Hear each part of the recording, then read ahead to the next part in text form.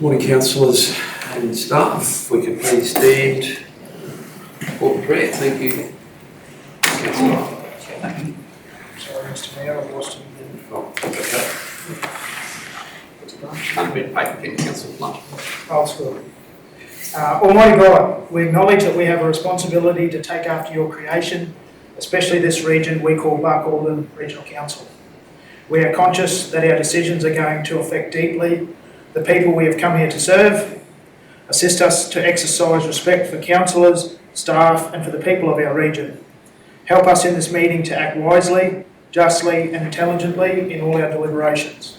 Thank you, Lord, for the privilege of both leading and serving, and assist us to do these well. Amen. Councillors, it is always a sobering moment to ask to a minute's silence to be observed in the chamber as we lose members of our community.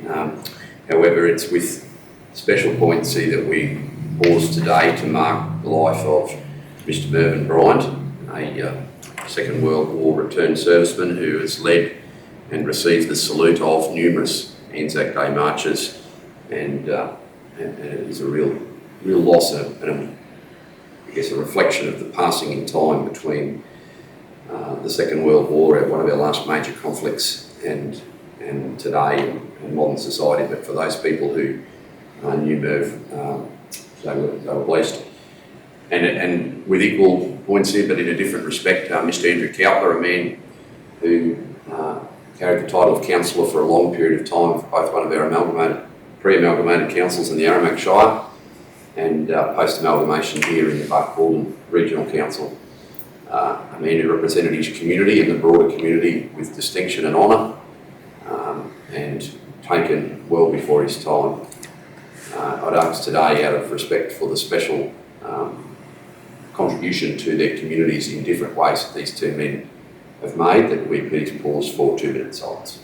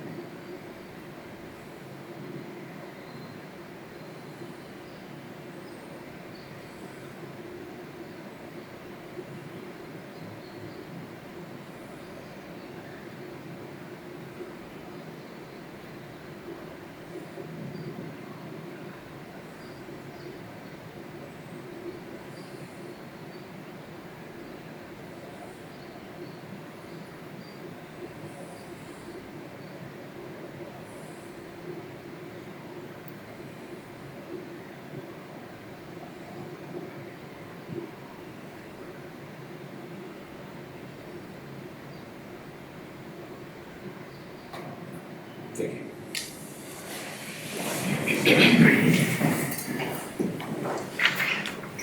I'd like to take this opportunity to acknowledge the traditional owners of the land upon which we meet and their elders past, present and emerging. I do note Karen not here, and I see a leave of absence. Karen's away today, so Dan will answer questions from Karen instead today, please, councillors. Okay, declarations of prescribed conflict of interest. I note Councillor Arthur sent through, but I'll start with Councillor Peoples. Mr Mayor, I'll declare 3.8.2 just because I could have some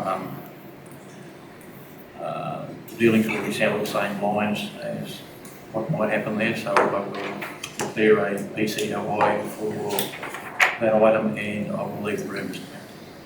Yeah, due to Buckall and Cut Price. Yep. Merrimack Cut Price. Yep. Is that the only one? I think so, Mr. Mayor. Yep. Councillor Gleeson? I don't believe so, Mr.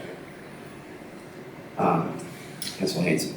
Yes, Mr. Mayor, it's 3.9.2, which is a request for assistance for the Pride Powerboat Club. As I've been sort of helping organising the event, I'll sort of leave the room when that discussion comes up. You'll leave the room.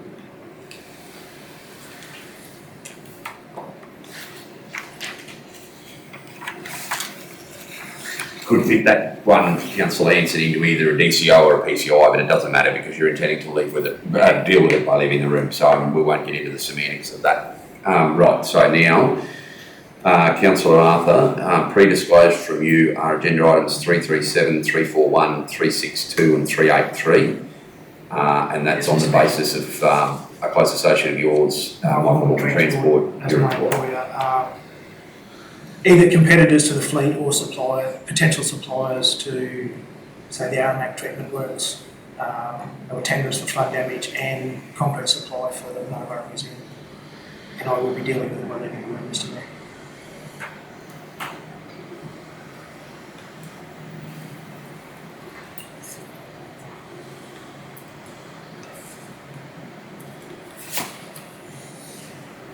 Councillor Fluff. Yes, Mr. Mayor, I've got a couple.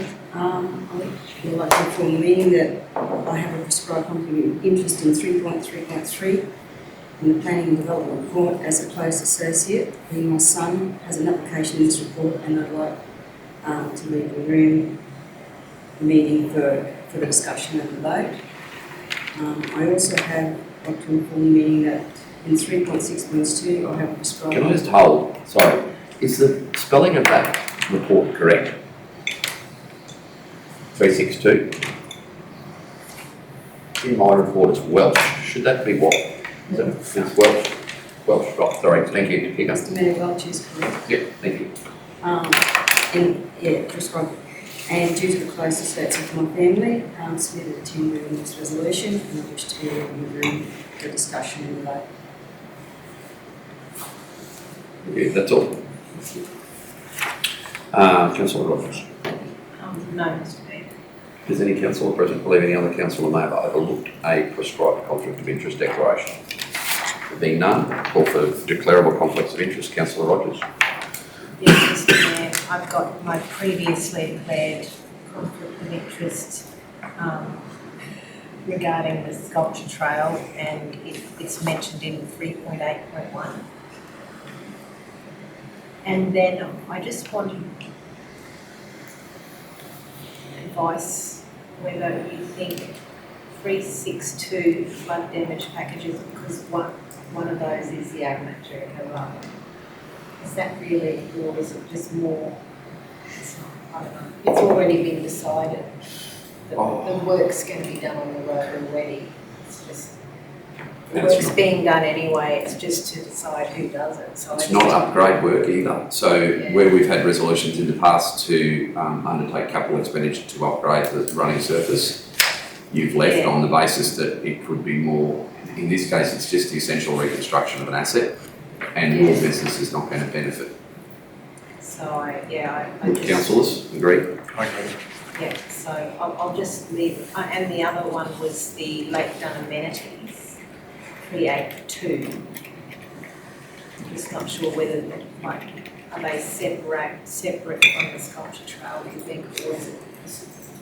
I would think so. I think if you were to get there, if we were to talk about the facilities that we're looking to construct further around on the sculpture trail, and there was some contract there, maybe you might at a stretch be able to build a conflict of interest link, but I think in this case the Lake Dun amenities would be and are utilised for purposes other than just people attending the sculpture trail, you know, so I don't see that the activity or decision that we make around that report affecting your business. Yeah. Councillors? Yep. So I'll just I'll declare an interest in them, but just remain in the room if that's okay with everyone else. Councillors, any objection to that? No, Mr Mayor. Councillor Plum, do you have any PCOIs? No. Councillor Arthur? No, Mr Mayor. Councillor Hanson? Councillor Gleeson? No, please, sir. Councillor Peoples? No, Mr Mayor. Does any councillor present believe any other councillor present may have overlooked? I declare a conflict of interest. There being none, I just want to point out to the chamber that we will be receiving a deputation this morning from the Central West Aboriginal Corporation as they bring us up to speed. That will be occurring, it's scheduled to occur from 9:30. So they will join us for half an hour, bring us up to speed with their current activities, then join us for morning tea, and then we'll resume the meeting. I'll probably receive the deputation in an adjourned meeting so that we don't have to worry about recording what they're not formally presenting to us through the meeting process, so we'll adjourn when they join us for the duration of their visit. First agenda item, please, will be the confirmation of minutes. Can I have somebody please move that the minutes of the general meeting held 15 August be received? Councillor Hanson, seconded. Councillor Arthur. Those in favour? 7-0. Any errors, alterations or omissions?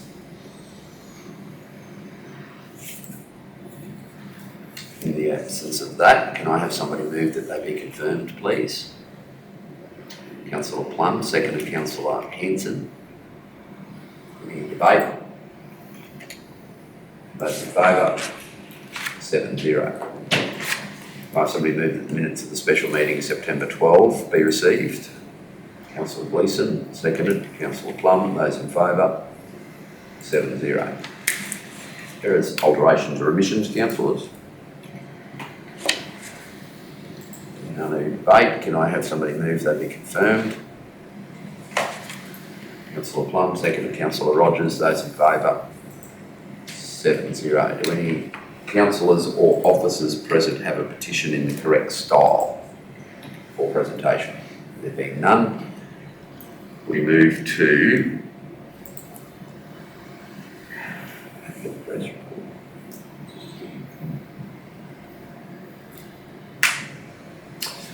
councillors, further to the note you will have received in recent days, I'd like to open the meeting with a discussion regarding to the land acquisition for the Bres. I'd like to propose that we close the meeting for a short period of time at the start of that to receive a confidential report or briefing, sorry.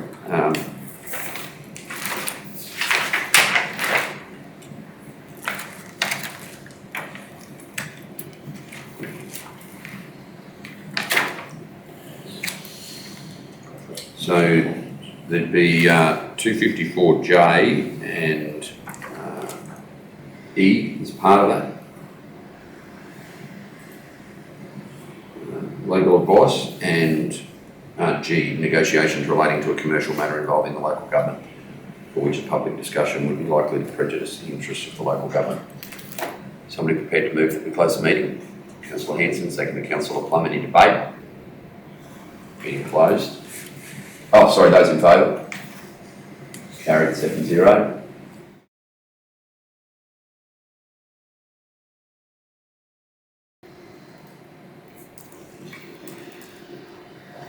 Okay. Councillors, as is on the screen, this is to now authorise the CEO to enter into negotiations to purchase land as is described for 880,000 plus GST and stamp duty, subject to all approvals being in place prior to settlement, following confirmation of signed infrastructure funding instruments from the state government, reflecting the state government's 2023-24 budget commitment of $7 million. Are there any comments? Do I have a mover?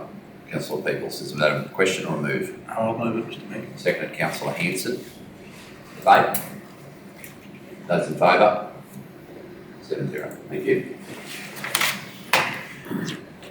Right, councillors, we are using our old agenda format.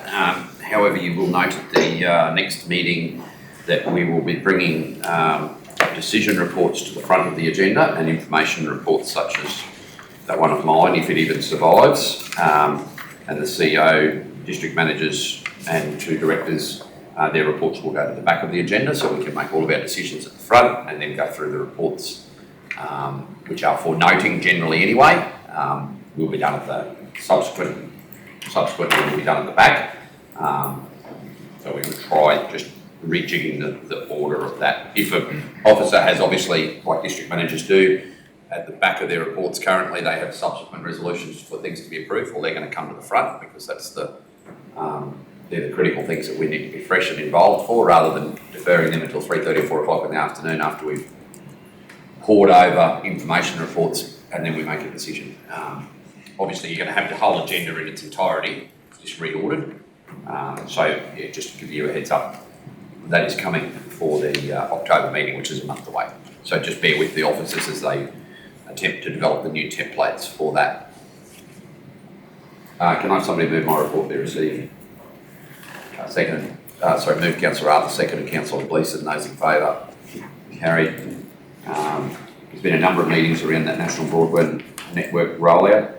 I met again last night with representatives, senior executives from NBN, and pitched that whilst we've got a very good workable solution looking like kicking off in Alpha, I'm still concerned about the other communities, including Buckland, which already has NBN, but it can be substandard, and pitched a number of NBN has given us a number of solutions to look at how we can improve our connectivity into Marlborough and Aramac. Fixed wireless solutions are being talked about, but I did, there's other options around fibre optic as well that NBN are going to give us some feedback on what they think is a good solution there.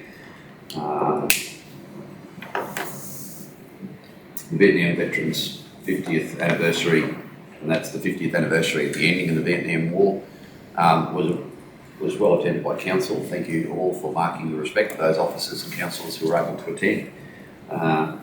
There was also there was a relatively significant community presence across at the RSL Memorial as well. Questions?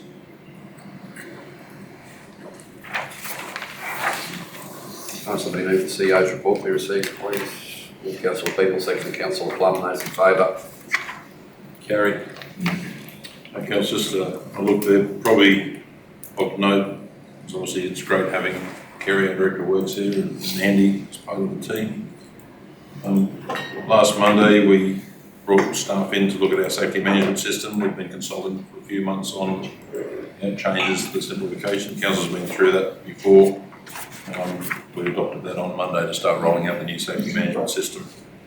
There was some due diligence training with the staff around the table as well, just on the impacts of that. Org chart, we're just about ready to finalise that with the wording and distribute for consultation purposes. Council's got a copy of that as well. Kerry and I, Director of Works, and I are working on a transition now to the dump or the landfill site. And we've had a couple of meetings with our external contractors to work through some issues. I met with the senior staff member from Australian Rowing last week, ready for the regatta, and mentioned how there's a few councillors that want to learn to row races, and they said that they're quite keen to help us train in that space as well. He did look me up and down twice, and I said I was probably the fittest of the four that we're discussing.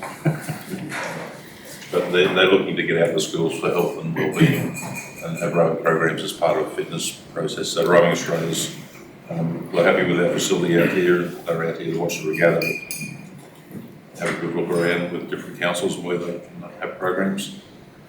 Other than that, I'll just take questions.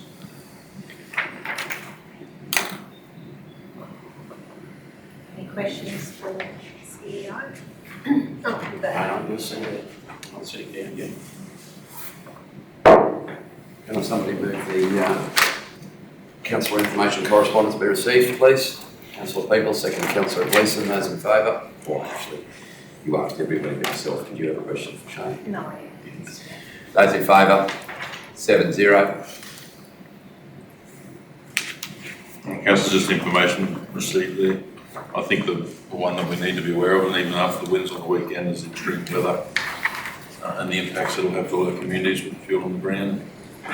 Generally, it's all for reading in invitation LGAQ to attend, have an update. That was well received last week.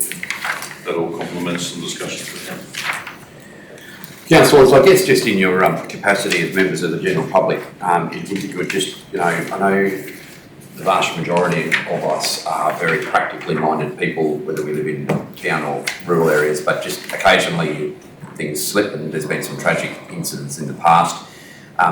Anyone who's undertaking any significant amount of external welding, for example, really needs to think about a plan, whether it's to have an auxiliary firefighter on attendance, like a slip-on unit, a spotter, so many people in the bush go and do things by themselves. So it's one thing to have your fire breaks in, but it's another thing to be planning. So this is not obviously the Director of Works has had a conversation with me about this yesterday with an external contractor doing some welding for us.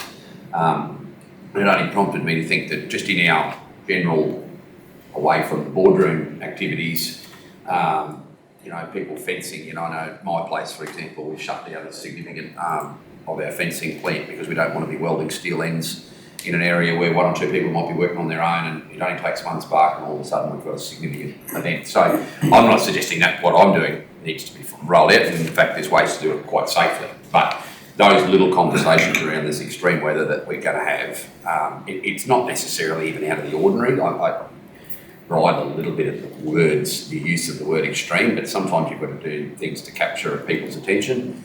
We've just got a big body of feed on the ground. It's as simple as that. And for the next month or two, it usually doesn't rain. September, October is usually our dry coming out of winter. Feed's frosted or dried off. The wind's going to ruin what quality's left in it. That's normal for us, but we haven't had to worry about that for a few years. So I just ask that we A, lead by example in that respect, but B, just help prompt people occasionally in that respect. So, I'm not applying doom and gloom that we're back into drought or anything like that. In fact, we probably, from a pastoral point of view, haven't gone into spring looking this good other than last year for a long time, but we'd hate to burn ourselves out too. Anything more on that? Oh, sorry, yes. Councillors, I've been informed that you note on page 24 of your agenda the correspondence regarding the Emblem of Queensland Act, or Bill, sorry. Now that public submission, the public inquiry for that is being undertaken in Muttaburra, and then, in Winton, and then they're holding a hearing in Muttaburra the next day. I spoke with the secretary of that parliamentary committee, and we'll be looking to facilitate a meeting in the Muttaburra Hall and at the Muttaburra Thesaurus Interpretation Centre at 9 o'clock that morning. As the details of that are made available, I'd encourage all councillors to be present, if possible, for that. There will be at least 6 members of Parliament there. I will be going to Winton for the public hearing the day before.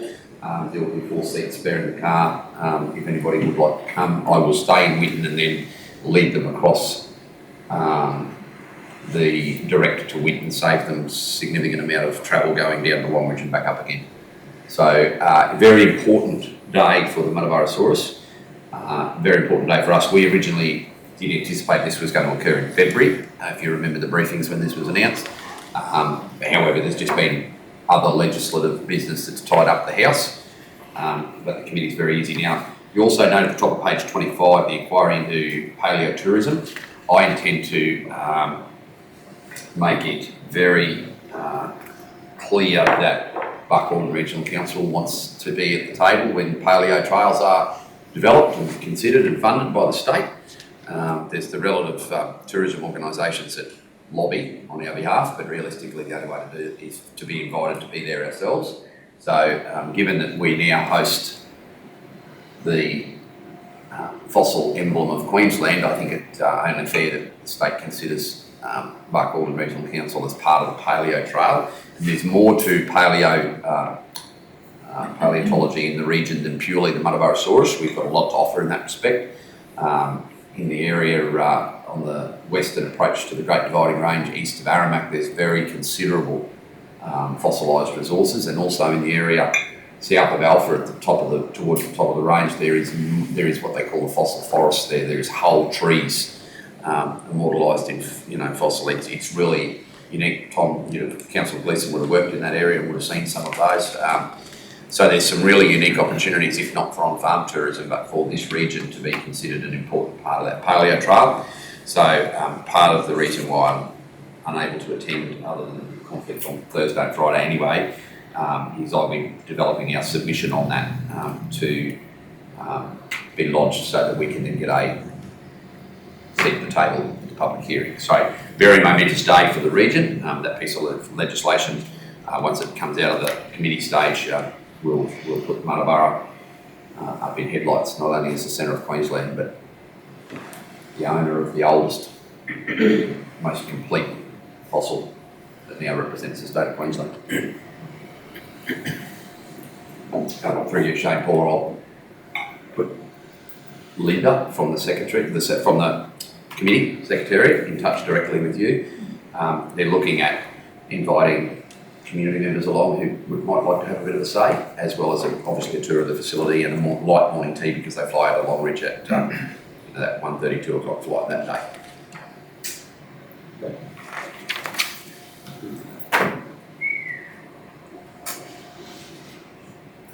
Questions? Councillor Plum, I believe you have a conflict of interest. Can I have somebody move, please, that the planning and development report be received? Councillor Rogers, seconded Councillor Arthur. Those in favour? Carried. 6-0. Thank you, officers, for the detailed snapshot. It looks very big on paper, but it flows quite logically on online version. Councillor Arthur. I just, through you, Mr Mayor, have some queries about the tally up table. Which one? That's what I'm trying to work out in my head.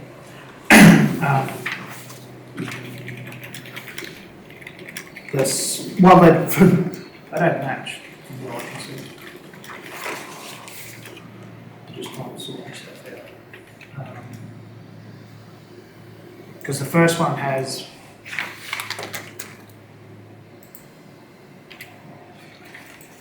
the first one has 22-23 financial year is 758, which is this year's total.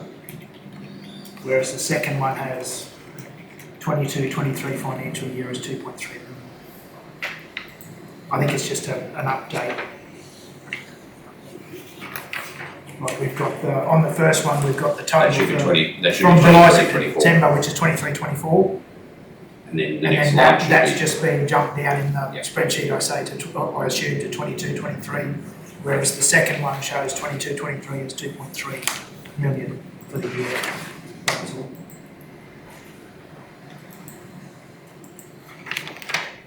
yeah, so there's one missing actually. Yeah, so on the first one, that 22-23 year should read, if the second one. 2,316,652. Yeah.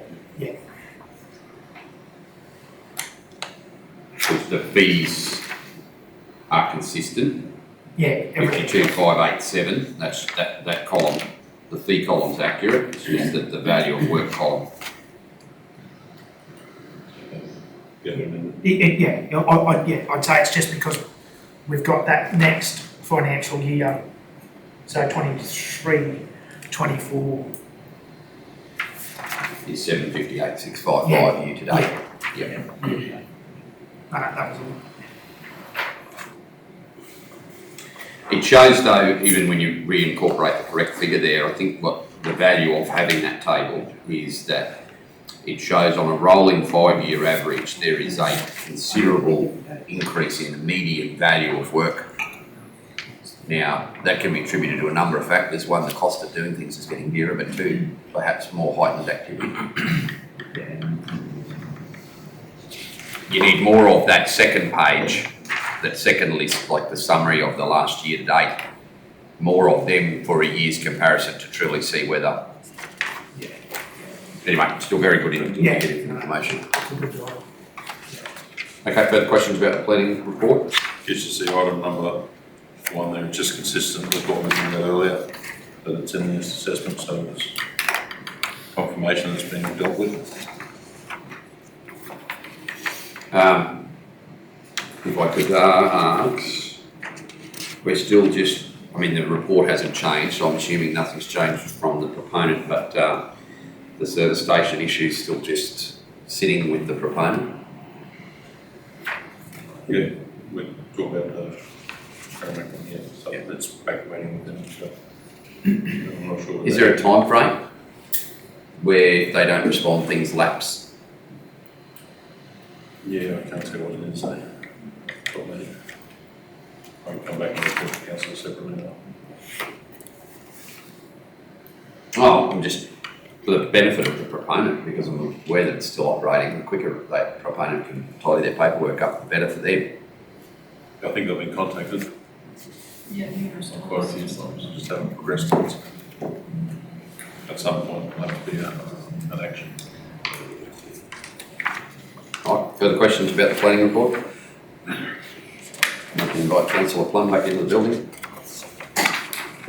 I have somebody to move the economic development report 334. Move Councillor Hanson, seconded Councillor Peoples. Those in favour? 6-0, carried. Questions?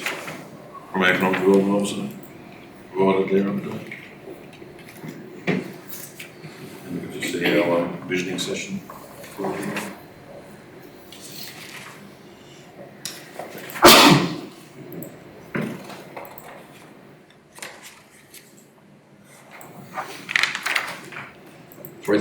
I have someone to move the workplace health and safety report? Councillor Arthur, seconded Councillor Plum. Those in favour? 7-0. It's just reporting every incident we're having, so there's a lot more information now being provided, including the emphasis.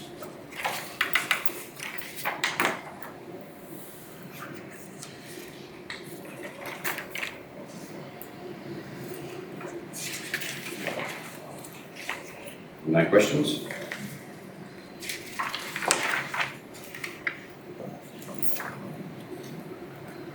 Okay. Right, Mr Mayor. Yep. Mr. Mayor. I realise that workplace health and safety is extremely important, but there's seems to be a lot of reports only. Is it very time consuming, taking people away from work when it's absolutely minimal? Obviously it must be minimal, it's only a report only. Yeah, some of it's just near miss or minor, but we're looking for trends. If there's an area that we need to focus on, that's what the reporting is. It's a pretty simple process. So it's not that time consuming in that. If that same small report comes up 2 or 3 times in the period, that's what you're aiming. We focus on, so if, you know, I guess trying to find an example that's not too, if we have a few incidents which is consistent, where we may be, you know, damaged a vehicle for not looking, or infringements, we need to say if it's a cultural issue, whether it's what causes those incidents, because even a near miss could be much more serious, so we want to address it before we injure anyone, both public or staff. So.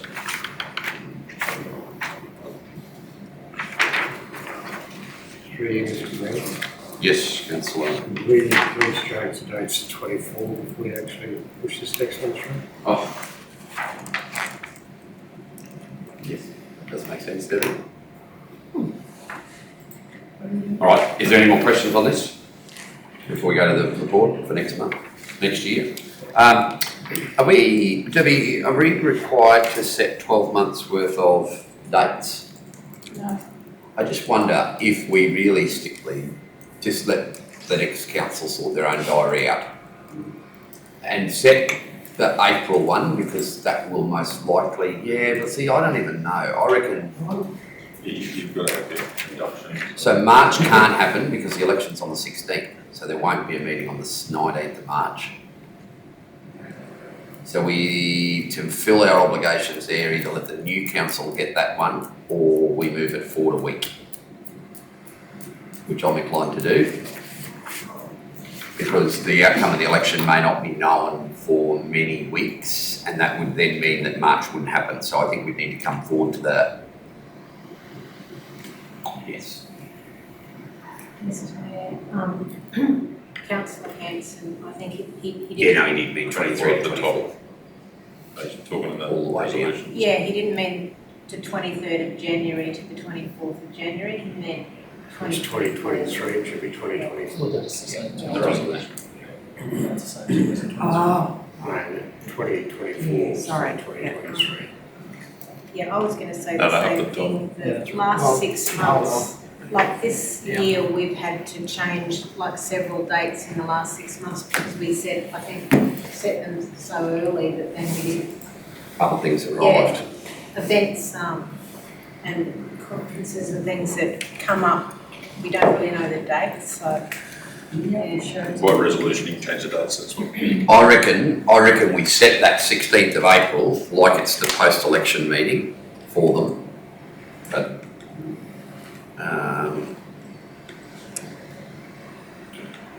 so if the election's on the 16th, it's usually 2 weeks to clear it. Let's just say a week. Let's set that for the 9th of April, When's Easter, Mr Mayor? the 1st of April.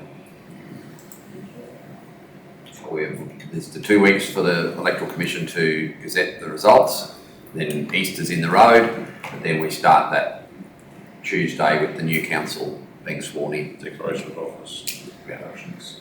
And we can put in brackets after that because this does have a legislative meeting, post-election meeting. Because it's actually conducted by the CEO. Then we have a general meeting as a separate meeting. Yeah, well, no, I'd leave the general meeting would then be the 16th. Bit hard to hit at the new council, you want to induct them and let them have a look at a bit of stuff, I reckon. The most you might do is walk them through like a red book exercise, walk them through We're going to do a formal induction. where the finances are at, and where the budget planning status is at. How do we feel about that, councillors?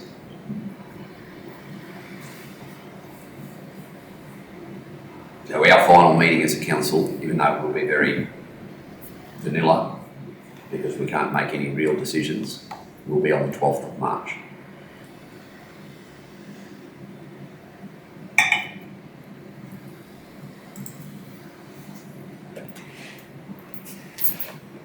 Can I have a mover?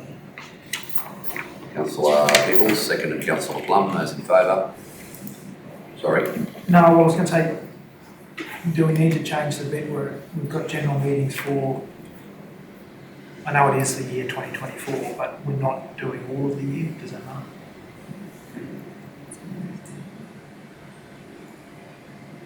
Because it might be interpreted that those meetings are 2024, as in its entirety, or am I overthinking? The new council will set their meeting. So you can say that the council holds its general meetings for the commencement of 2024.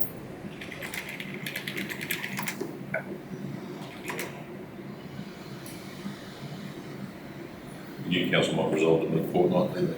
No, that's what I meant, what? Not in Barcaldine. You know, they could pull out to meet wherever they want. Yeah. Okay, those in favour? 7-0.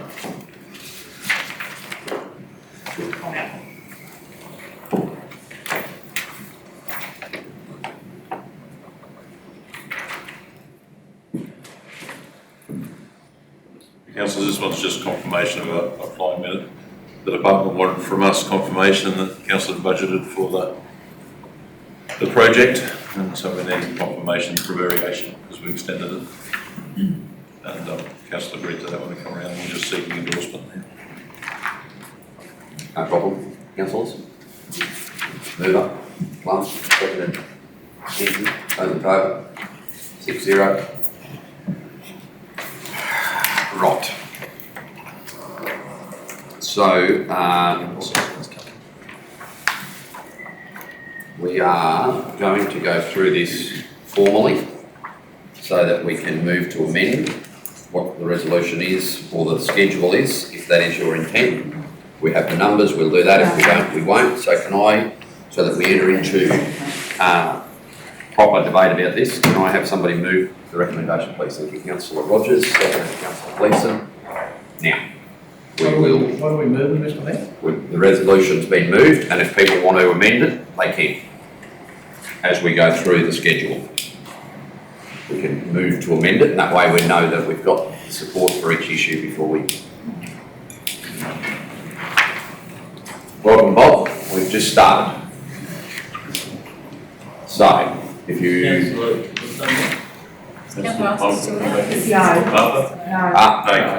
Yeah. He's out. He's staying out. All right. I'm guessing, officers, you want to start with schedule 1?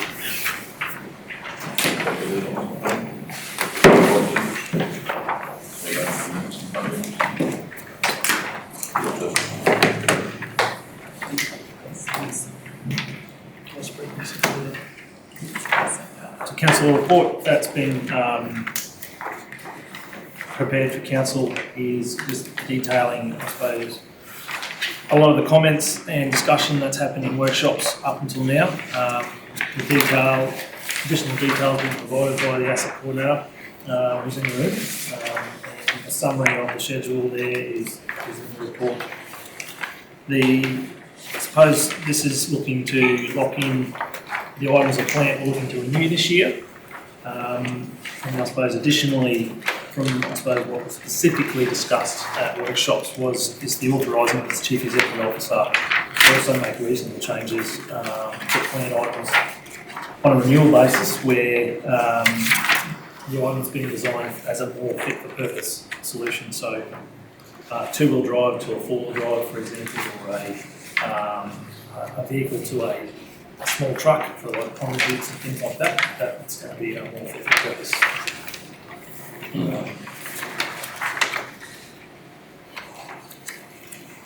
Right, so the first item is graders, 2 graders. Yellow plant form, which is very close to the back of the pack you got this morning, or about the middle really.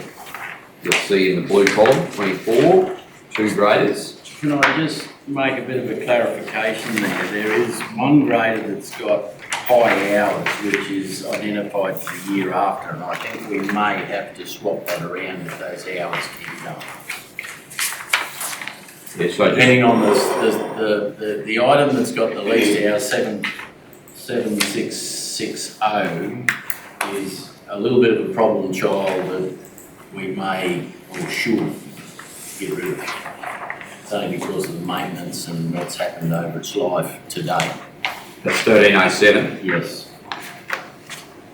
So you're thinking you'll swap 1307? 1307 for, well, it's something that we, just to see whether 1306 is the problem child.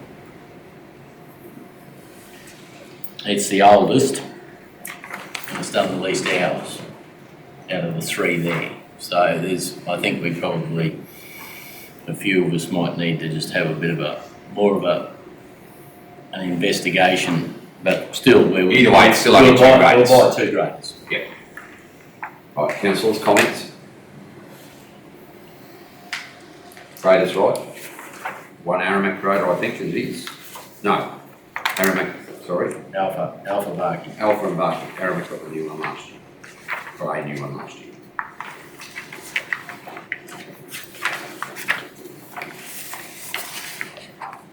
And 2 rollers. Okay, rollers, they're just trades though. And Alpha rollers. Well, they've already turned up, haven't they? Haven't turned up, we haven't ordered them yet. No, we haven't. Right. It's just renewals. Yeah. Problems with rollers? All right, now this is new, this is, oh well, I suppose it's technically a trade if you get rid of the old one, but realistically it's not because they're not the same job. It's apples and oranges here really, so we'll just Sorry, consider. Mr Mayor, can I, just before you go ahead, the value that we got there for the two graders, is that each or No, for the two? so they're 340 each. For the trading? Yep. Truck, yep. Right, street sweeper, councillors, or officers first. Council, you'd identified in previous budgets, we had a demonstration just recently with a street sweeper. Councillors attended and had a look. The mindset here is that we can have a regional asset to do our streets. Also, the benefit of a proper street sweeper means we can reclaim metal and everything else and save it from the roadsides. It does have a vacuum pump on it as well for water and drainage. Over the floor, everyone. Bob, you were there at the presentation. I've probably got to say maybe that 340,000 is a little bit light. Realistically, what are you looking at? 400? Probably 400, yes. 400, probably a smidge over 400. But Cole, I think the tenders closed Friday for it, so I should have asked him just what the price range was. Really, Mr Mayor, I was going to ask, is that second hand or? No, new. That one at Westec, if anyone saw the one at Westec, which was sold to a mine at Pete Downs, that was a second hand one out of Gold Coast, and I think it went for about 230. 7.5 price, isn't it? Which there was nothing wrong with that vehicle, it was No. a nice truck. All right. Councillor Plum? Thoughts? You saw the machine in action? Yeah, I liked it. I liked it very much, and yeah, it's just a matter of where we can get the funds, that's all I'd like to like. Councillor Hanson? I don't think the idea is good, but is there a possibility of other second ambulance floating around? Might go to the other. There is potentially, I can't say yes or no, just having been there at the demonstration of it, Councillor Hanson, there's so many moving parts on them, so many little airlines, so many water lines. You could stumble across a good second-hand one that has been lovingly maintained. My concern would be, are you buying in them because I'd buy a second-hand truck tomorrow, but I don't know if I'd buy it, well, personally I mean, I don't know if I'd buy a second-hand street sweeper tomorrow. There's just so many, in the Councillor Roberts, you were there for that as well, there's so many intricate things on them that I just think, even if they've only been used for 2 years in someone else's fleet, that's 2 years of wear. But yeah, could definitely see value for money in it. That's just whether they spend a bit of time in the mechanic shop, that'd be my only worry. I'd be more inclined to go brand new if we got the funds. Mechanically wise, I know exactly what you're saying. Yeah. Yeah. I just think if there was a really, really good second hand one out there, it might be worth looking at, but we've got the funds, I would personally go brand new. Councillor Gleeson, your thoughts? Good. Great asset used properly. Maintain properly. So important. And what sort of figure are we talking for? Be close. Thank you. I don't know what we sell the other one for as well. Not much. No. You'd be doing well to We're give not away. about to put a comment here because it's been streamed, but it'd be a great value for anyone that wanted a smaller street sweeper. Never, ever go into the second-hand car market, CEO. You couldn't. Down to the end of the table, Councillor Peters. Mr Mayor, we're looking at the 2.9 million figure now, Yes, which includes the purchase of the street sweeper. it does, but only at the figure of 340. That's okay. Officers saying it needs to go up. Is the stabiliser in or out of that 2.9? It's separate to it because we're looking at, if it proceeded, we'll have a conversation about it later, it'll most likely be a rent, not a buy. So it would be a separate decision of council, not a plant decision. The buy decision would be 2 years after we've bought it for 2 years. So no, the answer is no, that doesn't give any allowance for a stabiliser, correct? Yeah, I'll probably lean towards Mr Mayor not buying the street sweeper and buying the stabiliser. That's where I'd probably sit on it. I think there's a lot more benefit and return to us as a council with the stabiliser. And I know you said that we can rent buy the stabiliser, but in speaking to another council about their stabiliser, they said it's one of the first pieces of machinery they look at. They wouldn't be without it. And they said that if we're going to buy one, we should buy the 500 and not one of the smaller ones. So, yeah, they've really convinced me that a stabiliser is a must-have in your fleet. I don't disagree at all. I just don't drew the comparison. They're two different pieces of kit, so I can't rule one out on the basis of the other. You know what I mean? Oh, I just would prefer to spend the $400,000 in the stabiliser and not the street sweeper, Mr Mayor. Councillor Rogers. Through you, Mr Mayor, I agree with Councillor Peoples at this stage. As much as it was a great machine and it did a really good job at demonstration, the driver of the vehicle did say to me that it's only as good as an operator, so that's a week's training. Like the difficulty we have getting people at the moment just anywhere, I think the money would be better spent on a stabiliser and an operator for that machine first before the street sweeper. So, I once again find myself agreeing with both Councillor Rogers and Peoples on that they are a specialist piece of equipment, although so is the stabiliser and so is the existing street sweeper. Like it would, I would be hopeful that we could retrain existing people, but I just think personally the street sweeper, when I look at the communities that have curb and channeling, and predominantly they are the three larger communities, but there is limited curb and channeling in Muttaburra and in Jericho. I just look at them and see that the only way we will properly keep those curbs clean is with a fit-for-purpose machine, because the tow-along brooms or the skid steer attachments that we use damage more curbs than they fix clean. I just saw yesterday, this windy weather, the existing street sweeper struggling to even get past a slow walk, picking up leaves and dirt. And I guess that's the predominant thing. Some street sweepers in different vegetation areas have got to pick up different things. Here, they're predominantly going to pick up sand, you know, in all three of our communities, which means the volume, the weight is the issue, not the volumetric capacity of them.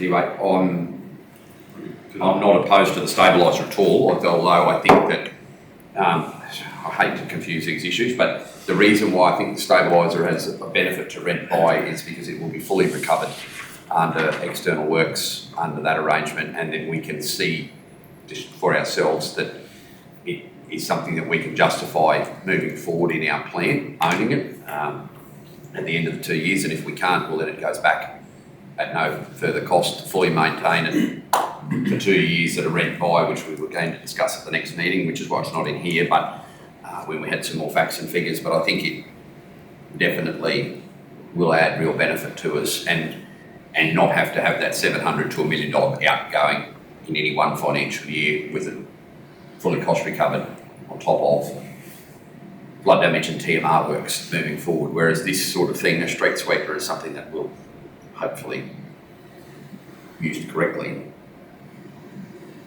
and used broadly, not just in one place, deliver a presentation benefit for our communities. It's a nice to have, I guess. It is a luxury, but as much as the lion's share of our funding for roads happens on our rural roads, this is one way of maintaining town streets to a similar standard, I guess. So, councillor, we're just going to quickly, is there a, sorry, yes, councillor. Mr Mayor, they did speak of with the machine being able to do some roadworks as well, about picking up gravel, is it? Can they speak about that as well? Where they wanted to reclaim it, I spoke to Kerry about this yesterday. Kerry, it'd be limited, but there would be some use for it. For, sorry, Quite a lot of, Sweeping for the street sweeper, once you've laid your emulsion and put your gravel down, you've got excess gravel for a long time, you go along with the street sweeper, you reclaim all that loose gravel and anything blown to the side of the road, stockpile that, especially in sandy country, you can reuse it. You just, instead of paying out for more gravel, you use your reused gravel. So, Mr Mayor, if I could, just with that $2.9 million budget and being conscious of your whole cash flow through, is we still have the option for the 2 graders and the 2 rollers to rent by if you want to. Like, the goal would be to get as much as you can under the regime that we have for flood damage at the moment and other recoverable works, to take advantage of that as much as possible. And I can see that you've got a window of opportunity there with works for the next couple of years to take advantage of that situation.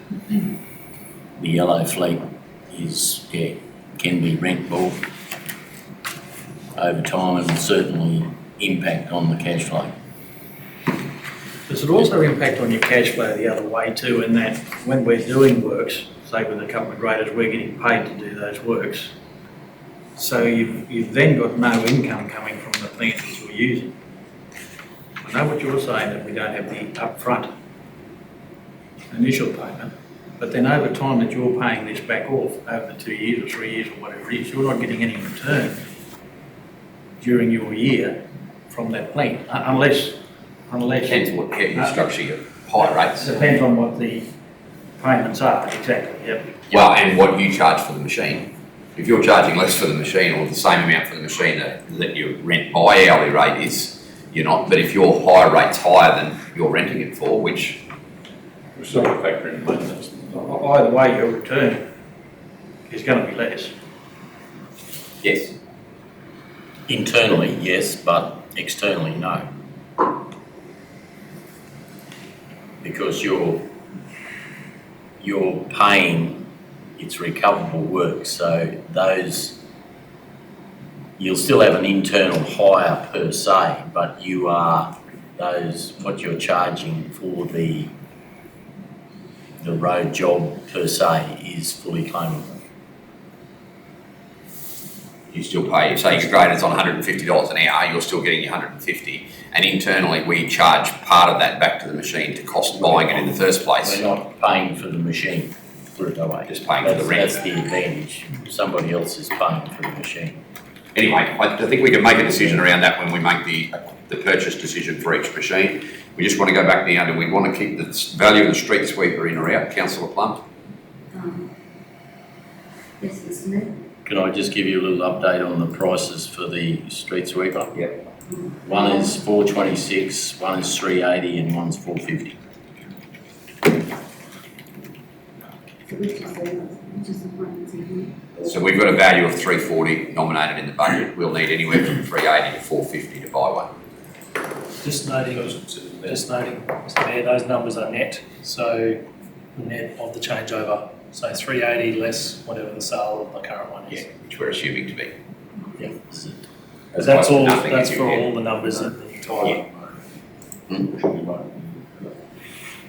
Not that dishonest. Oh, not since we're fully So- we're spending a lot of money on maintaining the one we've got. Do I have a resolution to, Through you, Mr Mayor, do we need to change the amount? We will, It's just yep. unrealistic at that. We're yep, not going to get one for $340. no, it's, well, no, it's right, because we're not going to get 40,000 for the old one. Yeah. before I change the figure, are we in or out, councillors? Excuse me, Mr Mayor. Councillor, please. We're looking at we're halfway through our budget already, and there's a lot more vehicles there. I'm just wondering, and I know that you wanted to make a decision on each individual item as we were going through. I'm just wondering whether we could come back to the street sweeper or come back to this part of it. So councillors, you're making the decision to include it or not include it on the basis of how much it costs or whether you do or don't want one. I guess is the flip side of this. If you want one, it's going to cost 400,000, whether we do it now or later. If you don't want one, well, we don't need to come back. I'm out, Mr Mayor.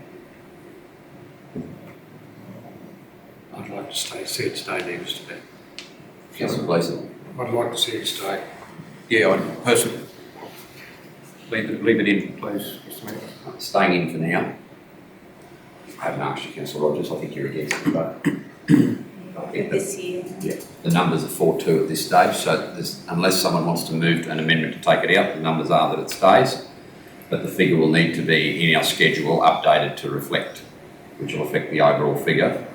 So we'll keep it running, Kelly, this as we go, please. I think we realistically got to put that up to 420. That was the middle of the three figures. And it still can be struck out if the option recommendation is for the 450 and councillors don't want it, well, it'll be dropped when we make a decision to acquire. Trucks, one truck. Bob? Yep, that's just a prime mover in Mark Alden. Just exchanging like for like. Questions, councillors? It's not the hook, it's just a prime mover, yes? Yes.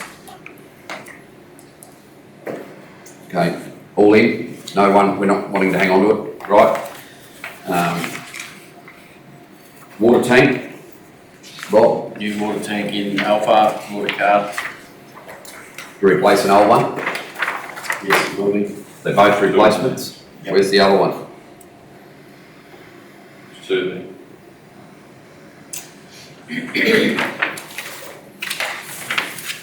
It's got to be a replacement because it's not enough for a new one. Which whether it is 5340, I'll have to get some advice. Through you, Mr Mayor. If the one in Alpha is worth 100 grand and the one in Alpha is worth 50 grand, what's the difference? Say that again, Colin? The water truck for Alpha down is 100,000. Yep. The new water tank truck. Oh, that's just a slip-on unit Slip for on unit. Merrimack. Oh, I see they've already got the trailer, it's just the water unit they It's need. just a slip-on unit, yep. It's an old steel one. That makes sense, councillor Anderson? Yeah. Yep. Okay. So we're all good for the water tank changeovers? Large trailer, what do we got here? Is this a float? That's a low loader, yes. All right, councillors, I will revisit that plant discussion around stabilisers because we did not make the final decision here today, but we will for the bottom line here. If we do buy, whether we rent, buy or buy, we can debate later if that's okay, Councillor Peoples. If we end up with a stabiliser, we need a float that's bigger than one we currently have. So this 100,000 figure, if we were to change whatever float that is, I think it's the float here, isn't it? Yes. Well, so wherever the float's from doesn't matter. But we need one of our three floats to be big enough to carry the stabiliser. Can I suggest, if you're of a mind, that we agree to that now, but increase that figure to 180,000, which I think is over. Bob, Kerry? Yeah. Yep. That's a trade figure, I know, but I think we need to just beef it up a bit. Beef up the figure that we're approving. Our current trailers are still worth good money. Yes. They are, so, yes. Will a float big enough, is $80,000 and additionally enough extra money for the size of float we need? I would hope so. Talking to the fleet manager, we estimate around about 250. What are we thinking the trade on this one's going to be? I Should be reckon, good money for them, so 180 should cover it. Should cover it. yeah. You see what I'm saying, councillor? I'm in agreement. Councillor Gleeson, you on any opposition? No. Councillor Rogers? One? Oh, I have that, yeah. Right, so we'll just see that update, please.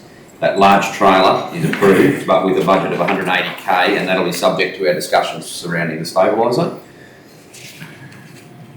Gear's not getting any smaller, Kerry. You know, even if it's not the stabiliser, gear is inevitably getting bigger and bigger, and the requirements from an HVR are getting tougher and tougher. So having one super-sized float in the fleet couldn't hurt, could Yeah, it? this will give us a float to a maximum of 3.5 metres width. Yeah. So moving even small dozers, blade on, then becomes a very real possibility. Officers happy? Mowers? Bob? We just put a budget there of 200, and I've pretty much spent that on the new Toro for here, 187, so we've got a surplus there, and probably, unless we have a problem with anything, we're probably not going to buy anything this year now. So each community has got a large mower now. The Aramac's got a 96-inch, Alpha's got their wide area mower, which is 12, 13 foot, and now we've got the big one here, which is 16 foot. So they're all happy as Larry at the moment. So you think in doing that you can hold off the need for that There's another 4323 to come out altogether? Yeah, we'll be selling probably 3 72 inches. So do we need to amend that budget then down to 190 because you've spent 187 of That it? we can do. Councillors, you're keeping tally here. 235 comes down to 190. Got a Dan? That's 45 Just a question, is that in the current, that's in the 22 budget, not the 23 planned budget, isn't it? Those mile purchases you just referred to? They've turned up. Not the big one, the one we just bought. That's the one we've gone ahead and done. Bang, out of the road, and that was the 200. Okay, We've so, spent the 110 and everything from last year on the other two. okay, so, yep. So the mole line shall now read 1 at 190. 190 you can put in there, 187 it was, 190, yep, with add-ons. Everybody getting track? Everybody happy? And that means that we can defer the purchase of the 4323 or the trade on 4323, which is $35,000 small mower for Alpha, and the age on that currently is only 3.7 years, so it's probably got a bit left anyway, Bob. Yeah, and there's going to be, as I say, there's probably at least 3 mowers that we'll be selling. All right. I just want to skip this because I can feel it coming. I just want to go down to trailers, little trailers and generators, please. Yes, Councillor Peoples. Generator. The trailers, please. Those little light ones. There's two $8,000 trailers there from memory. There's too much paperwork here for me. Bob, what are they? Yep, they're just General runabout. flow of everything, the trailers that need to be replaced, so yeah. No opposition, councillors. In Aramac at the moment. All good then? And the generator, councillors, we approved the generator specifically as a separate budget line item under sewerage and water, Dan, was it? Special operating? Yes, but I believe that This is that's the different. one that's going to be purchased instead of that one. Right. So that will, In water and sewage. so will that take that out then? Will that be a budget saving there of 60 odd I thousand? believe so. want to take it out and put it in the sewage. No, well, I don't care. Leave it here. The sewage one was coming out and this was going to be purchased, because that's the Alpha one, I believe. Mm. And it's going to be set up that the water and sewage, the water plant can use it as required. Okay. And there is still a little bit of work that needs to be done at the plant so it can be plugged in easily, I believe. But, So is there another? That's There's two. This one's Aramac. oh, Yeah, there's two. There's one for. So there will be a second Yeah, one. well, yeah, it was originally Aramac's one, yeah. And you had one for the water for Alpha coming out of the water front. So it'll still come out of there. So there's so I think it's going to be set up now as a more mobile one that can be used at other sites as well. In Alpha. In Alpha. Right. It's going to be on wheels. It's going to be on a car. Right. So this one's still the additional or new to the fleet generator for Aramac. For the 62. Yeah. That's the budget. We're hoping from memory the advice from officers, we're not going to need to spend anywhere near that, but they've gone to the upper end of the budget. Yeah, they did, yes, that's what they said. Yeah, and I think I think they're about 3 times today, or at least twice what they'll need to spend. I'm hoping. Right, 4-wheel drive wagons, Bob.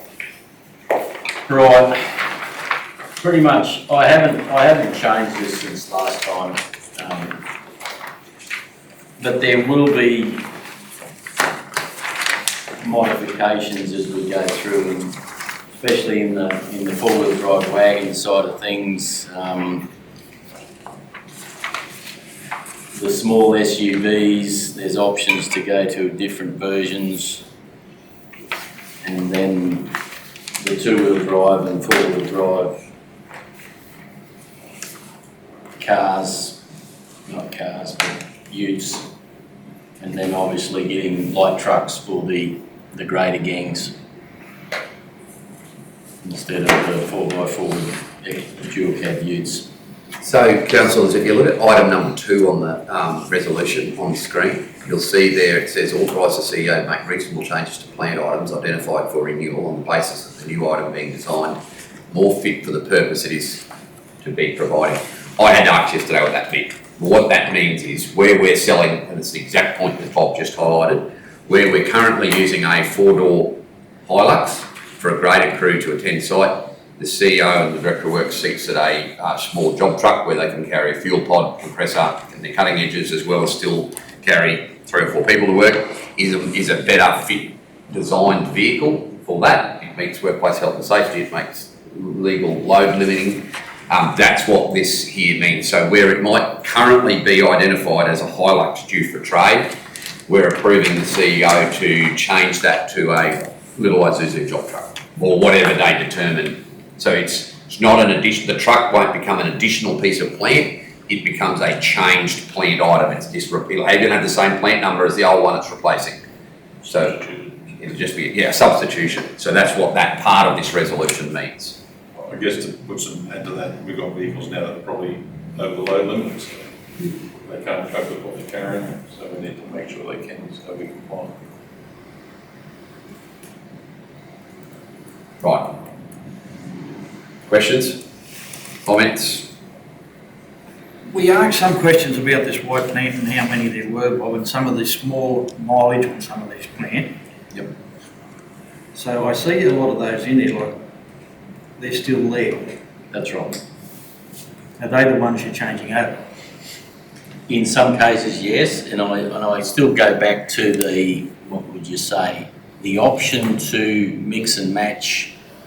If something is not being used, we will take it from them and put it in a different place to get to smooth the mileage out to a certain extent. So we're not having, and for some reason there is a lot of these little 2-wheel drive utes that are just doing very limited miles, but they could be given to other people just for transport purposes.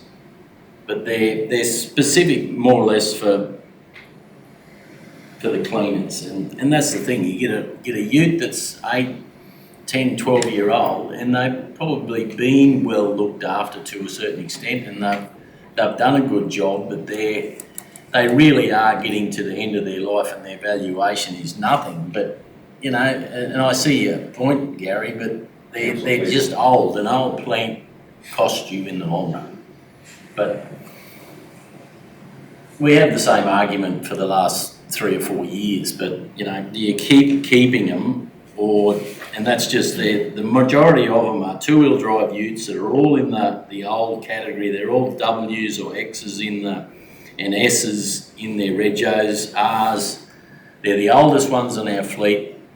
Do we keep them and just run them into the ground and park them at the back and sell them all for a few thousand in a couple of years' time? Or do you try and manage and get them all to a nice level and start mixing and matching to a certain extent? I can probably tell you that the way it's going, all your old fleet will probably end up in a certain area because that's where they're not getting used. We need to swap them over and get them right through and get them used. But Can you explain that a bit more to me, Bob? Well, if you just look at all the ones that are there, there's going to be probably a lot of the old stuff is going to be stuck in Barcaldine and Aramac and Mudabur. The Alpha ones are all getting turned over. There's only one in Jericho and the two-wheel drives. And those, yeah, the workshop, I'll just take the workshop ute in Alpha here, in Barky here, it's a good little ute, there's nothing wrong with it. What number's it? The 6210. And the stores ute doesn't get used. They just poke around town doing odd jobs, but they're a vehicle you've got to have.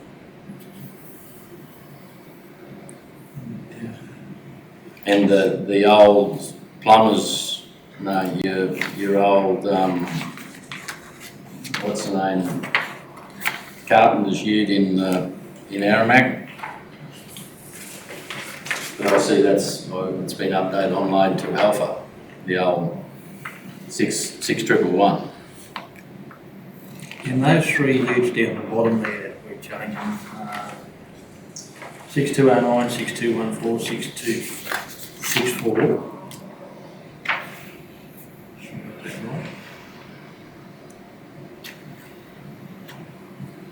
Like they've got 74, 85 and 99 Ks on. Yep.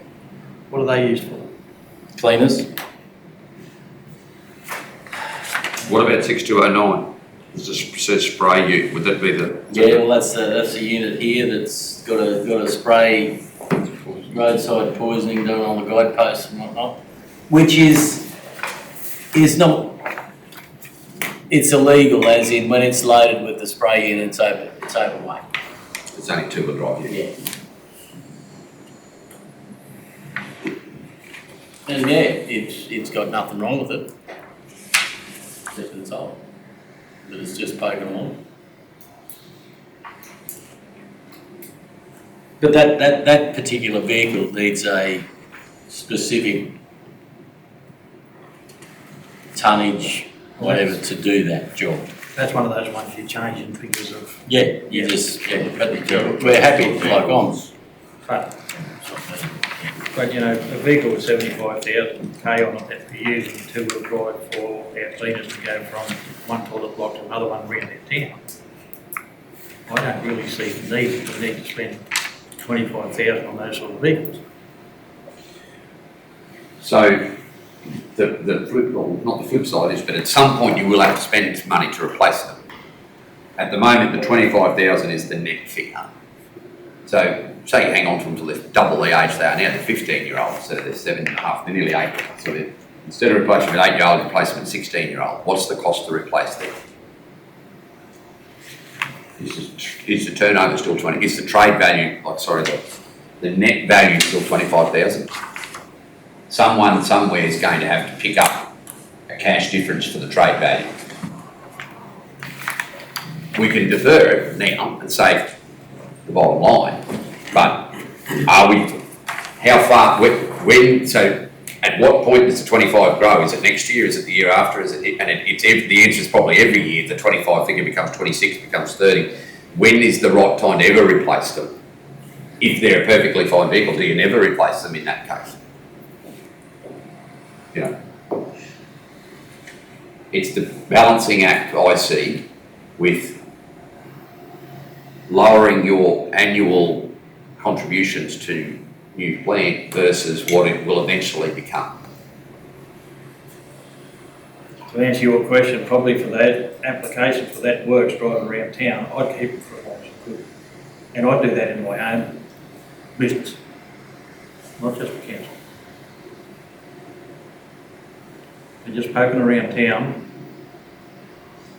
not doing anything much at all. So, the other thing to look at here is this 30 cars there, 32, is that right? 32 vehicles in that, those three line items. 26. 20, sorry, have I got my maths wrong? 26 years. It's on the bottom, there's a little line at the bottom just saying how many units there are over the years. 26. 26, 19, 15, 13, 25, 19, 19, 18, every. Just looking at total vehicles, there's. Councillors, I'm pretty sure there's 32. 32, sorry. 6 and 14 is 20 and 12 is 32, correct? It's 4 drives, 14. Oh, on the amount of vehicles per se. What we're discussing here today. There's 6 four-wheel drive wagons, 14 four-wheel drive utilities and 12 two-wheel drive utilities. 12 and 14 is 26 and 6 is 32. Okay, right, yep. So when I look at the 32 of them and then I add up the net value that's estimated for the change, I'm looking at 260 and 330 is 599,000. 599, and I look at that with an additional 250. So that makes that 6. I'm looking at $850,000 total value to change 32 vehicles.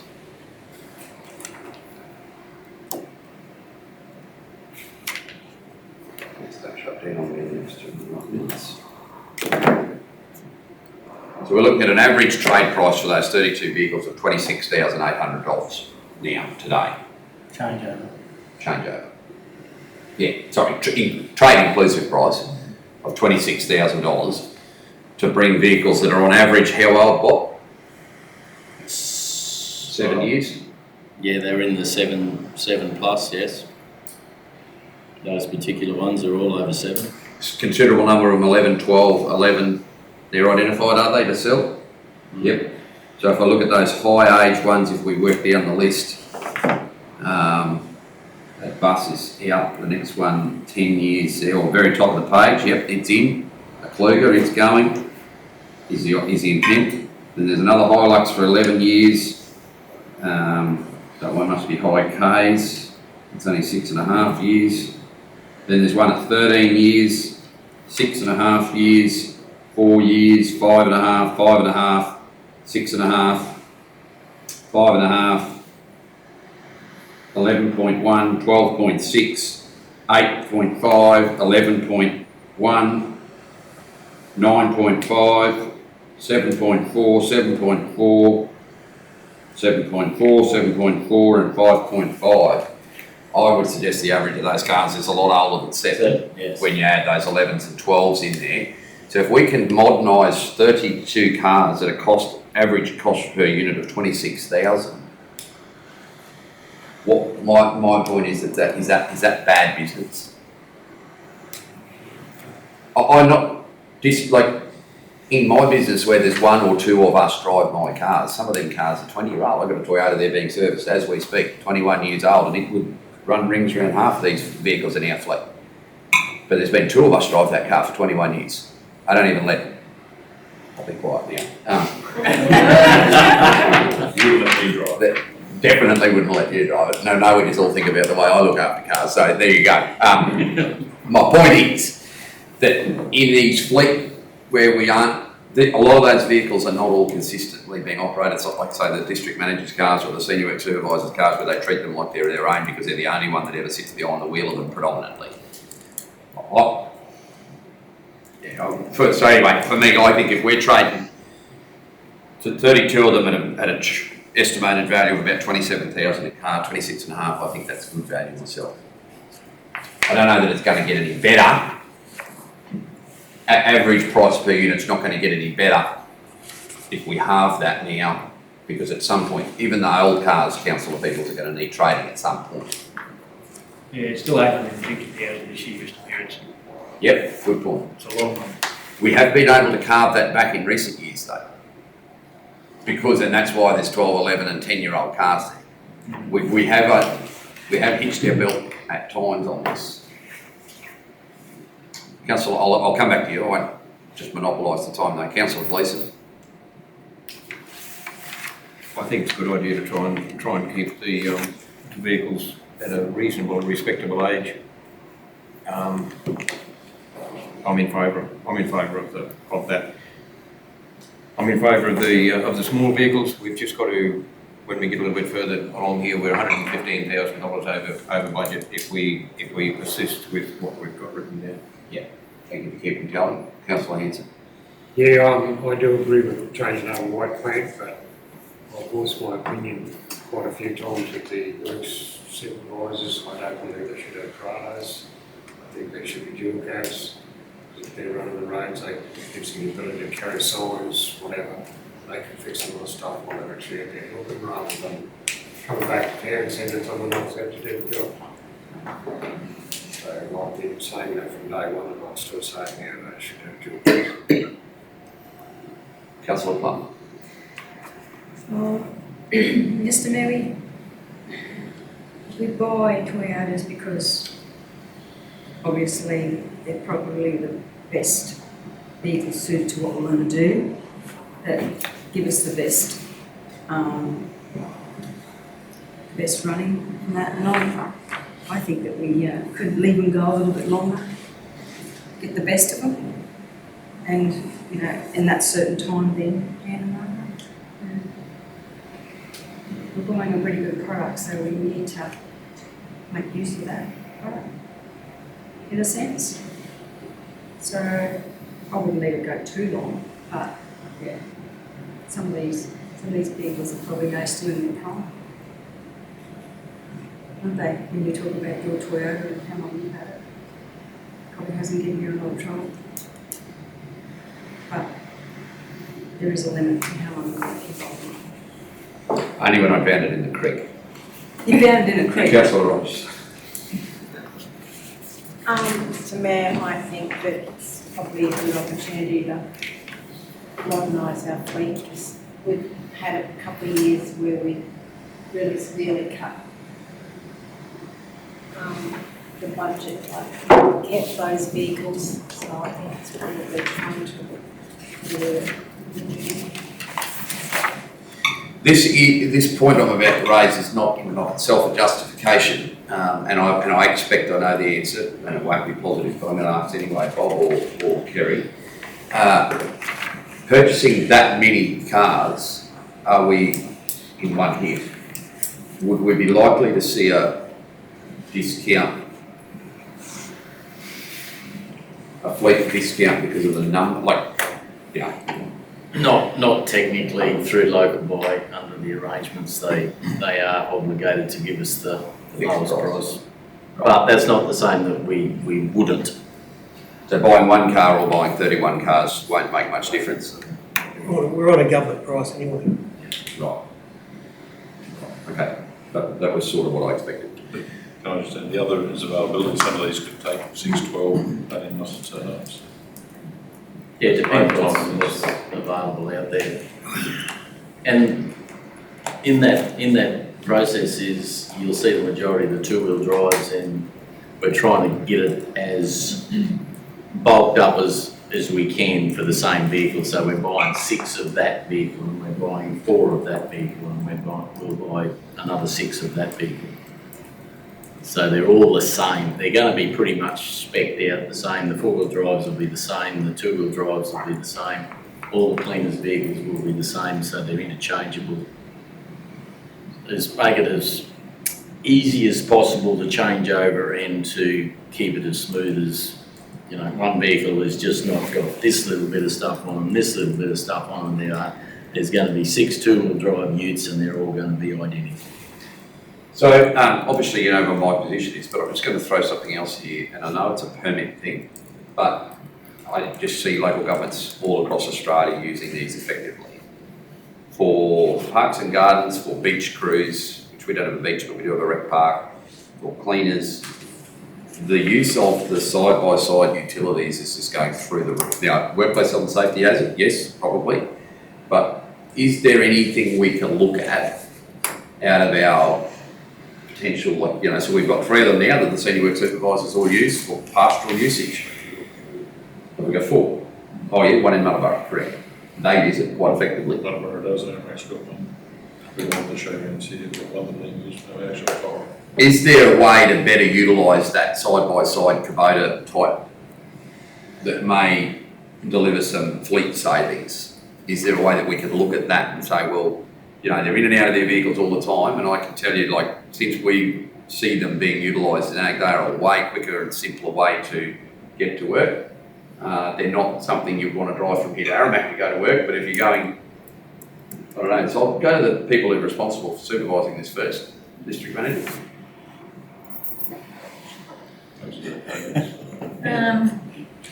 The only problem I see with them, we have lots of problems in Aramac, but mainly the heat.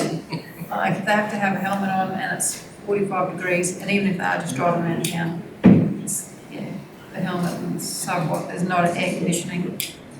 I don't know if that's a real problem, but there's plenty of other problems that we come across. Yeah, the same thing. We're quite fine here with the police, but you just got to make sure that you have all those permits correctly in place for them. So yeah, we have 2 here at Barcaldine, one for Showground and one for Arawa. So the Showground has use that they can go from the depot to the Showground by. They have set routes that they're allowed to travel. And do they find it an efficient tool? For the purposes that they, What they use it? yeah, for the Showground, because it's just really getting around over there, and for the Arawaruki, we would just go straight down out to the town common. Yeah, Mr. Mayor, in theory, it's a very, very good idea, and there's probably other formats, as in you get the gators with the long trays on and things like that. But the logistics of getting around town and registration and the laws involved with workplace health and safety, they're a pain in the ass, excuse the language. Just got anything to add, because I think I've got my answer. You can get them to come in strong if you're going to save them. Well, I'm getting used to Queensland again. Right? In New South Wales, once you've got conditional registration, there's no limits. Okay. In Queensland, it seems to be completely different. And always, as a Queenslander, I always thought Queensland was much better to get along with the Roads and Traffic Act, etc., etc. I just think there's some bloody minded police in this district. So, overstepping the mark. Councillor Gleeson? I've raised this before, we're talking about workplace health and safety.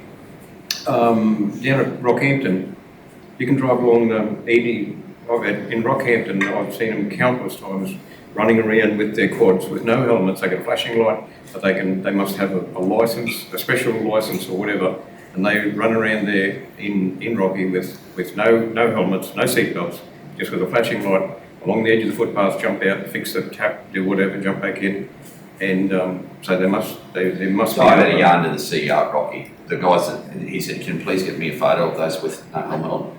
Sorry? He said, can you please get me a photo of them ones with no helmet on? They're doing it, they shouldn't be. I'll show you the part of the act. I haven't passed you one want of to know that. Yeah, I mean, it's like you and I in our properties, which we don't wear a helmet, but one of our employees had an accident where they run and find out where we end up. Just in a big city like that, I've just seen it with my own eyes, in a big city, and they're just... As Kerry said before, it comes down to the intent of the police to enforce certain elements of their various responsibilities as to how you get away with or don't. All right, we're going to move away from that. Sorry, I opened that Pandora's box. One other question, Mr. Mayor. Yes, I was coming to you anyway. You've had your hand up for a bit. In the machinery profit and loss, the vehicles, there's a lot of vehicles there. They obviously haven't been booked out to jobs because there's no way that some of these vehicles, the life expenditure is 2 and 3 times more than the life income. That's only because the vehicles haven't been booked out. Is that correct? There's two issues there. It's either it hasn't been booked out or we've been very aggressive on the depreciation, as in they've been depreciated over, say, 3 years or 5 years, and bang, all of a sudden 50,000 is gone. So that's an anomaly there with some of, I would suggest some of the ones that have got very high expenditure, it's in the depreciation. So when we sell them, we'll make a profit on the sale, and it will catch it up. But yeah, they're depreciated to nothing, which they shouldn't be. Councillors Plum and Peebles, I'll give you. Is there anything you would like to suggest in terms of amendments to the number of plant items that we're trading there, or of value to bring down, which Councillor Gleeson has said on the figure of 2912, we're currently tracking 115 over. So is there, either of you got a suggestion with respect to what you'd like to see amended out of those white plant trades? Even if it's not specific items, councillors, I'm not asking you to drill that far. Is there something you would like to see amended in terms of numbers. Mr Mayor, as I said there previously, those small plant two-wheel drives that we use to poke around our town, I'd probably keep them until we run them into the ground rather than trade them, to be honest, if it was me. And, you know, I look at our bottom line figure this year is 2.9, last year was 1.9, next year's 2 million. We've got a pretty big year this year with purchase of fleet, and we're still going to talk about stabiliser. How we buy it, I don't know. You know, whether we pay for it or we go down the other track, but it's a very big year that we're spending, very big bottom line that we're spending this year on plant. It is. Not that you always directly attribute something to something. Our increase in fags year on year is bigger than the increase in our plant budget though, has been from last year to this year. So if you're looking for how do we source, like, you know, we've got our result we got last year, how do we track with that this year? We did receive extra funding, and I mean things like, that's one of the things that fags is designed to contribute towards.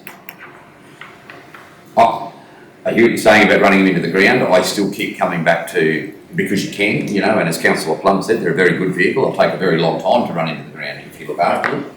But even at that point, whenever that may be, they still need replacing. Then when you decide that's it, I'm going to park her and sell her at an auction for $1,000, you're still then going to have to spend $35,000 on their replacement vehicle. And that's in today's dollars. And that 35,000 depends on how long extra years you've got out of that vehicle. Correct. That is, it's not that there's not merit to what you're saying. You know? I just look at how I do it myself, Mr Mayor, and it's different for me. Mr Mayor, as a suggestion, would it be appropriate that we reduce say that budget line there of 849 down to say 750? And I look at the high kilometre ones, the ones we really need to replace. Like I look at a Prado that we just sold or about to sell, and it's just an absolute bugger. 200 odd plus thousand Ks. We got 20 grand for it. I think that was pretty good.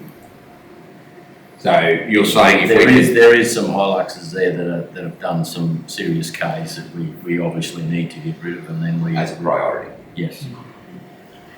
I'm just saying. Councillors, I've led a consensus council for 3.5 years. I don't intend on changing today. There was a clear majority of 4-2, but for the four of us that were in favour of this change, are we supporting that compromise? Find 100,000 in savings across those three utilities and wagon categories, which will bring the budget back to 2.912. Well, actually, it'll be 15 more than that, Councillor. It'll bring it back to 2.927, and focus and direct the clear focus on high kilometre vehicles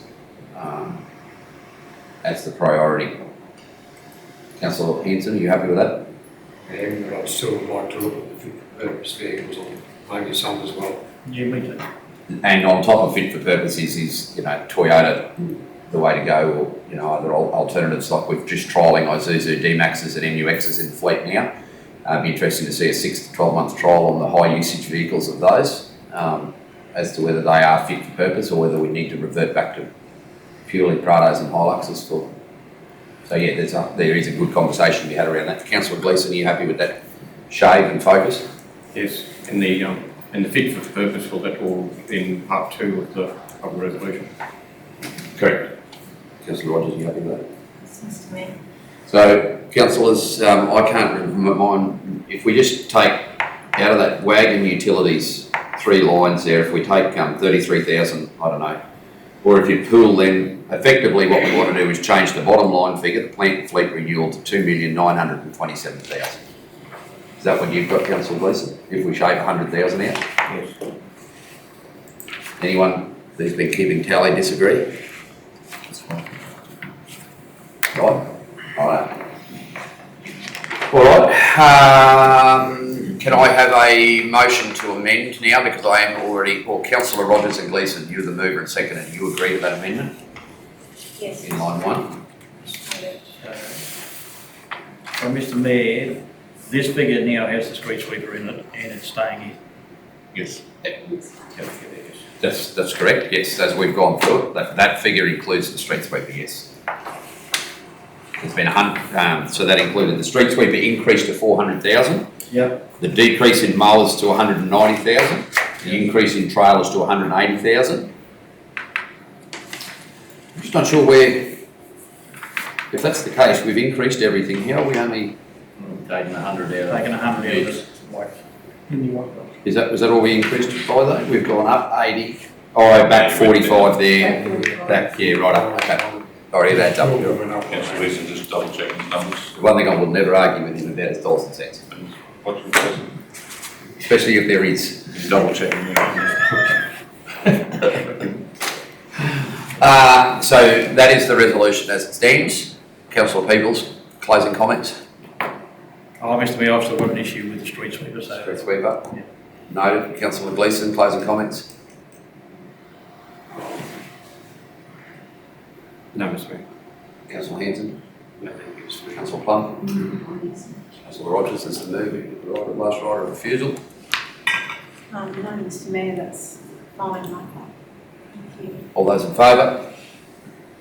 Against? 5-1, Councillor Peebles voting against. With respect to one line item. Yes. Happy for that to be noted there.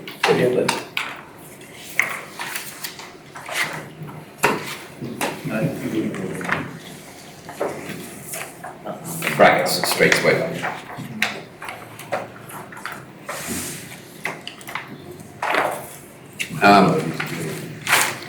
Right, let's keep moving along because the deputies, the CEO and the deputy mayor have to keep going. 351, can I, oh, sorry.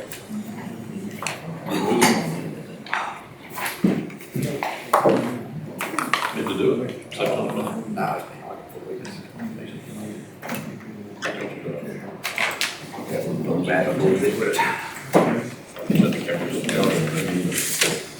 Can I have somebody please move the financial performance report be received, agenda item 351.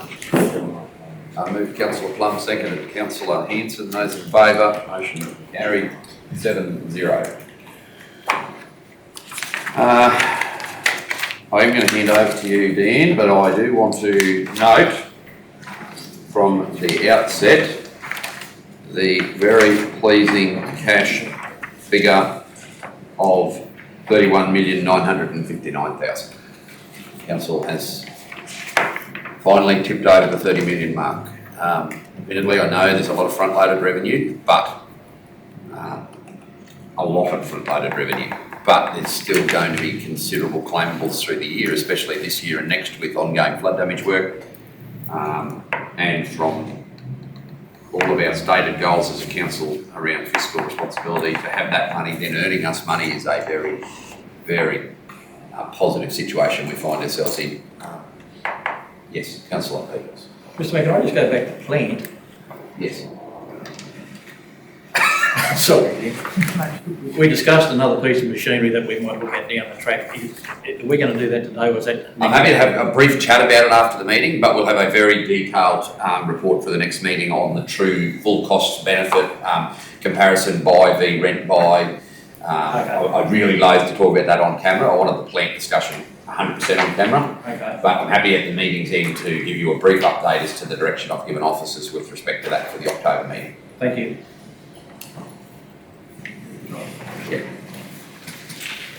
Just very pleasing to note that. That balance is probably at its high watermark for the year now. I'd suggest it's going to trend in one direction and one direction only. But that said, of course, over the next 4 weeks, the first half rates are due as well, Dan. So there may be one more blip up, but still very pleasing. Anyway, sorry to steal the thunder out of your report, but I note that with a very considerable degree of satisfaction. Thanks, Mr Mayor. Yes, that is quite a positive for us at the moment. As you can see, that is starting to reflect through in the interest received being above budget expectations already, which is good to see. Couple of works monies have started to come in. We are making some adjustments there. A lot of that money is reflective of income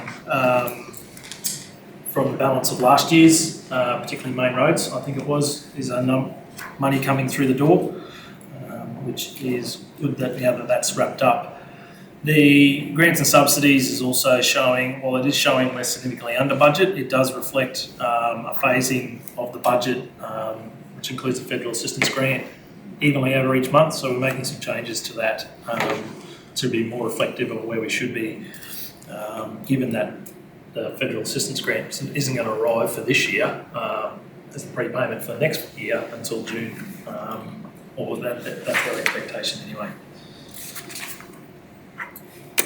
If we look at our expenditure, we are showing those figures at the moment on a progress. We're calling it, which is the progress towards a full year budget. We will make some adjustments next month to refer that back. So we're showing our phased budget. So you're seeing how we're going month to month against the budget in the graphs. So, but we are tracking okay there. You can see in the maintenance programs, we have spent quite a significant amount of our rural roads budget already. We're up around the $550,000 at the end of August. So a couple of good months of weather have allowed the crews to be out and about in that space.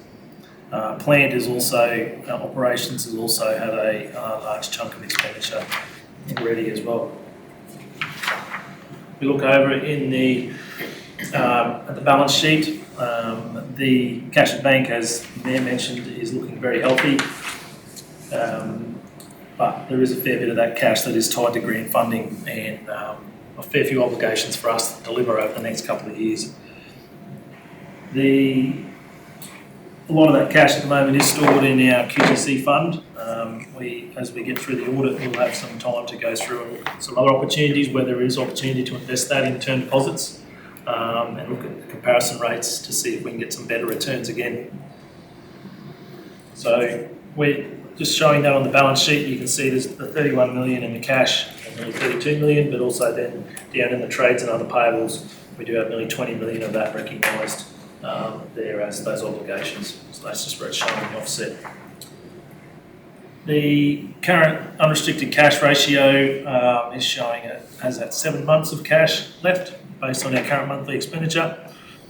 And I suppose our outlook does show that we have some funding coming through from the Department of Health for our CCS program, or CHSP program, and also the emergent flood damage for the January event has been approved, so that money will be coming in, is coming in this month. So that is a positive from our work that we did in response to that January event. Then we're still finalising the April event from 2022, that should say, not 2023. So that's the finance report, Mr. Mayor. Questions, please. Great, Mr. Mayor. Dan, what is our unrestricted cash balance, like the unrestricted amount out of that 31 million? So less flood damage and long service leave and so forth. I want to take that question on notice, Mr. Mayor, if that's okay. I just don't have it with me right now. I'll see if I can get it to you for later in the meeting. No worries. Councillors, questions?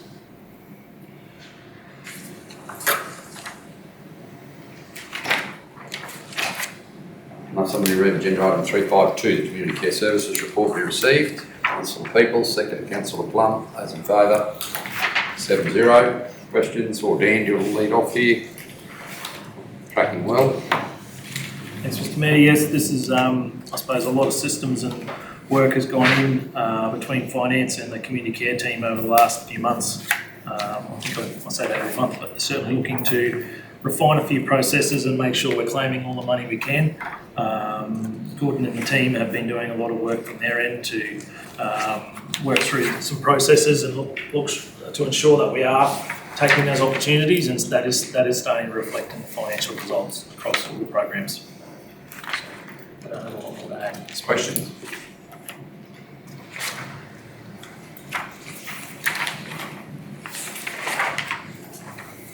Do Can I have somebody move agenda item 361, please? Kerry's report be received. Councillor Hanson, seconded Councillor Plum, those in favour. 7-0. Kerry, welcome officially to the executive leadership team at Barcaldine Regional Council.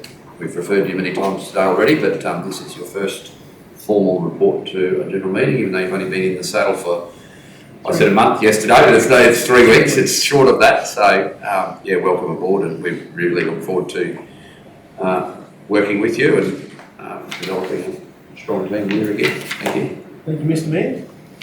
Well, you can see it's not a report per se where it says, you know, what work's been done, where we're up to with each project. It's just a general overall of what I've been up to since the first day here and what I've been able to do. And obviously the first thing I needed to do was learn where the works are happening, where the works are planned, where the different work teams are, understand their capabilities and resources.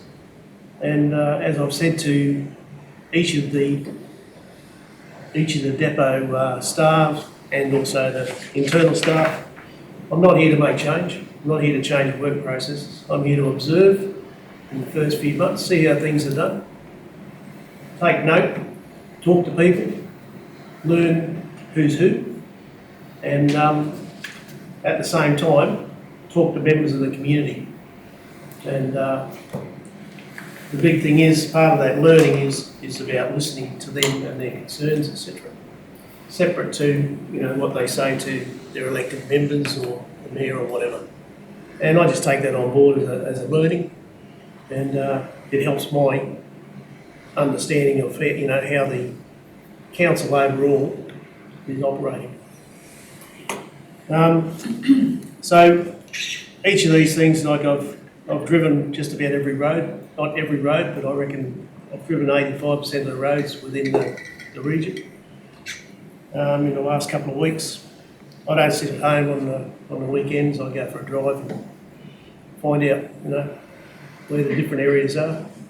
You can't do it all in a working day, but, you know, you can certainly spend a bit of time on the weekend in your learning process. So I'll get a good feel about where we're at with our RMPC program, what's coming. I've met the Department of Transport, TMR, Transport and Main Road staff, plus the RMPC coordinator. We'll maintain a good relationship with those staff. It's very important to maintain that we keep our funding up to date and what our road building and construction and maintenance capabilities are, and because they're ever changing. Okay, the Transport and Main Roads requirements are getting tighter and tighter on our work processes, etc. And with that, you know, I have to be able to then ensure that our staff are capable of doing that job to the standard required by TMR, which is quite often difficult to do. Waste. Well, I've been to the transfer station. I've been to the transfer stations in each of the and landfills in each of the towns or areas. Here is very important to get our landfill sort of closed down, except for large contractors, etc., of commercial waste, and that the community start operating the waste transfer station. So I'm keen to get that up and operating, but the first thing that happens there, that must happen there, we've got to get it fully fenced, both sites. So one to contain or maintain the security and the wind blow from anything that's illegally dumped still at the old site. Once we close it, I say illegal. So, but we've got to stop that wind blow out on the highway and on the neighbouring properties, because we still have an obligation not to allow that waste to leave the registered site. The transfer station needs a little bit of work. We will be putting a full-time attendant out there. And it may not be open, you know, we have to discuss the opening hours. Most landfills, transfer stations you go to are not open 24 hours a day, 7 days a week. And a lot of sites in the country and regional areas don't have access control. So we just need to, it's an education process out into the community, and obviously that comes back into council to implement. We've got, I've now got certification from Simmons and Bristow, who are the trainers for the water and waste Cert 3. So with my background, they've got my credentials on water and waste and where I've worked in the industry since I've been in local government and in state government. So I've now been authorised by them to sign off, examine and sign off for the competencies of those operators that need signing off. There's 4. So that will be happening. But it'll only happen once, you know, Simmons and Bristow will give me what the competencies are and what the requirement testing is. And if the operators pass, they'll get signed off. If they don't pass, they won't get signed off. I'll give them extra learnings, ask them to come back, and we'll get them through the certificate. Telemetry's a bit of a problem. We're getting lots of alarms, constant alarms that cost council $200 off a credit card 2 Sundays ago, and that was just one plan. So, and that cost was in SMS messages. So as the SCADA system alarms, it sends out an SMS message to a particular phone. You know, over $200 in one day of phantom alarms. So I addressed that immediately. I found out, and I've now got the alarm list and gone through it with the contractor, the principal contractor, which is SafeWork, and they've got a local fellow who they trained. I think it's a local electrician, and we're working jointly on that to tidy that up. So we've flicked a lot of those alarms. It's just a software control that are not required, and we're tightening up to actual the SCADA system only sending those alarms that are actual causes of faults. Okay, not phantoms. So a lot of them were just power flickers. In other words, brownouts are not even at the brownout stage. It reached a trigger point, so the trigger point was set too fine and didn't have a time limit. You can go from 2 seconds out to, say, 180 seconds for the fault to appear before it alarms. And a lot of the faults were down on the minimum setting. Kerry, sorry to interrupt, but on that point, is there, just because obviously we've only just literally in the last few months really seen the rollout of that telemetry system, is it a fault of the system or just a refining process that's required? It's actually a fault of it's not really a fault of the system. I've commissioned lots of these systems in the past, and you spend several days going through every alarm at each plant, right? And doing your point-to-point test. And then you sign off that it's compliant, and you talk to the operators or to the senior personnel in the council, and this is when I was working for a private contractor. You talk to the people to make sure they're happy. Nobody's actually signed off with council on any of these systems are not compliant. So the system will still work as designed when it's set up correctly. It's just a setup function. It's a setup function, and I don't think the proper overall project management or governance was actually specified to ensure that happened. It was just sort of, here's your system, so you know. And uninterrupted power would make a lot of difference. It would. But, you know, they're the sort of things I've been up to in the last few weeks. That's telemetry. The Acacia Street bore's moving on. The pump should be, I think part of the pump is already on site. The remainder of the pump has to be built up. The electricians were supposed to be there this week. When I wrote this, it was sort of not happening. But it's moving along, that project. The Mayor mentioned earlier about welding. The plumbers were going to weld the inlet pipe yesterday onto the tank. And I said, we've got to have a pretty good risk assessment on that with the wind that was, 30 knot winds yesterday. One spark get away into that bloody grass out the back and we could be in trouble. So we had to have a pretty good risk assessment on that and a bit of contingency planned into it. So that should have been completed yesterday. We did have staff on site with the unit ready to respond if there was a fire. Sewage treatment plant upgrade, well, that started moving again now. We've got re-pumped back on site yesterday and today, and they're doing more installation of the plant.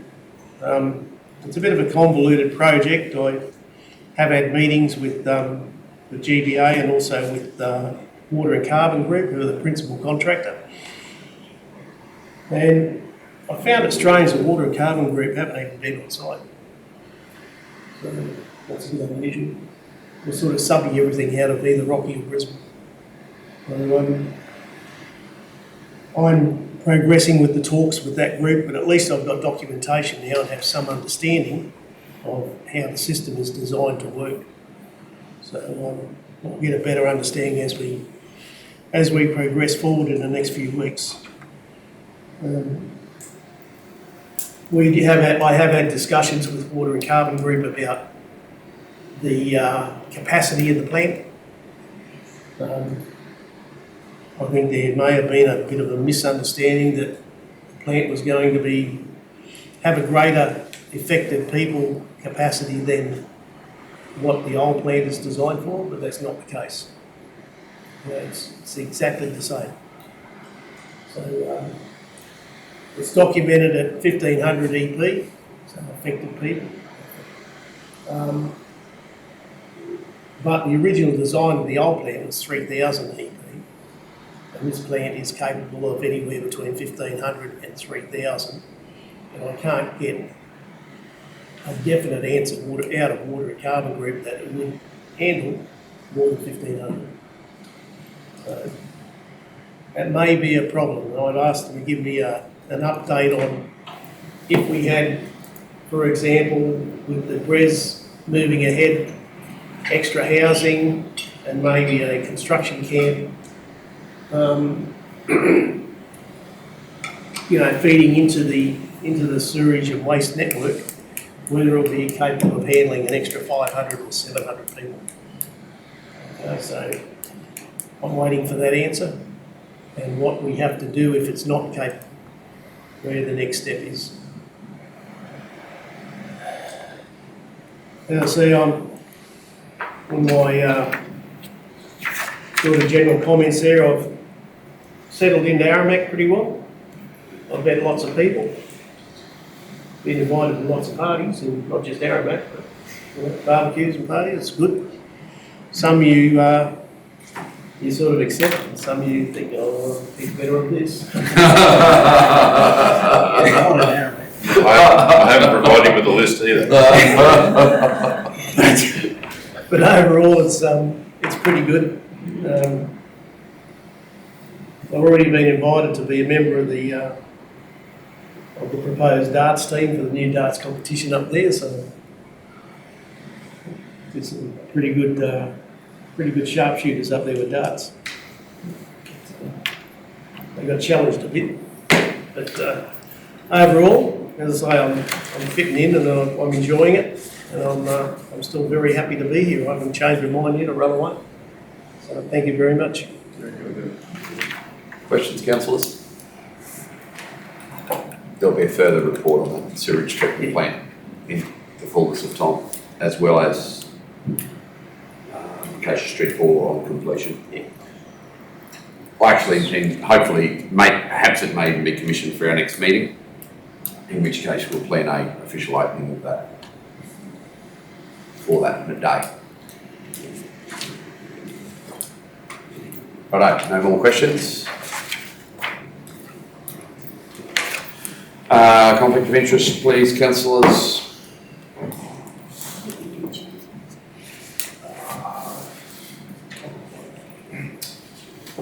Right, so Then they've got it reached over. Someone chairs are very, very big, been there for a while. Looks like Richard. Okay, Brett.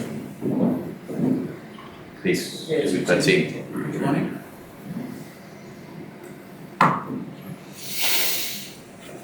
You're on, Richard, come in. Grab a chair. All right, councillors, agenda item 362, flood damage packages 4, 5 and 6.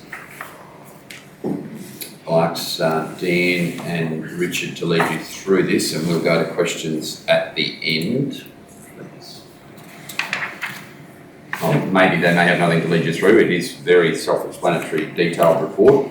Do you have anything to add, I guess? Not too much. These ones are all fairly straightforward. Probably just that there was one contractor through all three, which was Ballards, that were ruled non-conforming. The sole reason with that was they elected not to submit a workplace health and safety plan and therefore would not be able to be the principal contractor, which was a requirement of the contract. Otherwise, to engage them, they would have to work under council's workplace health and safety, which would obviously then mean having your workplace health and safety officer engaged in the project, having inspectors on site, and all those additional things as well. So that's the reason behind them being ruled non-conforming compared to all the other tenderers. But other than that, I think it's a fairly straightforward one. These three anyway. Mr. Mayor, can I ask a question on that, please? Yes, councillor. With that non-conforming there with G&D Ballard Investments, they've done a lot of work for us in the past. Yep. Did you ask for a plan then? Yes, I don't know about the past. Not in my. I have personally haven't had experience working with them. In my time in Barcaldine. I think it'd be probably it's fairly disappointing that they've been ruled out because they've done a lot of work for council in the past. They always have very new and up-to-date equipment, and he's a very good operator. From everything I've seen with Gary Ballard, very good operator. So, Especially in the area in question here, it's an area of his extreme long-term involvement in those roads. His landholder, local-based knowledge would be superior to everybody who tended to live there. That was surprising to me as well. Did you approach him for one? Yeah, I did, and he said he would only be willing to work under councils. Right. he said what, sorry? He said he would undertake the works, but he would have to work under council's workplace health and safety systems. So in the workplace health and safety systems, what are you actually asking for there?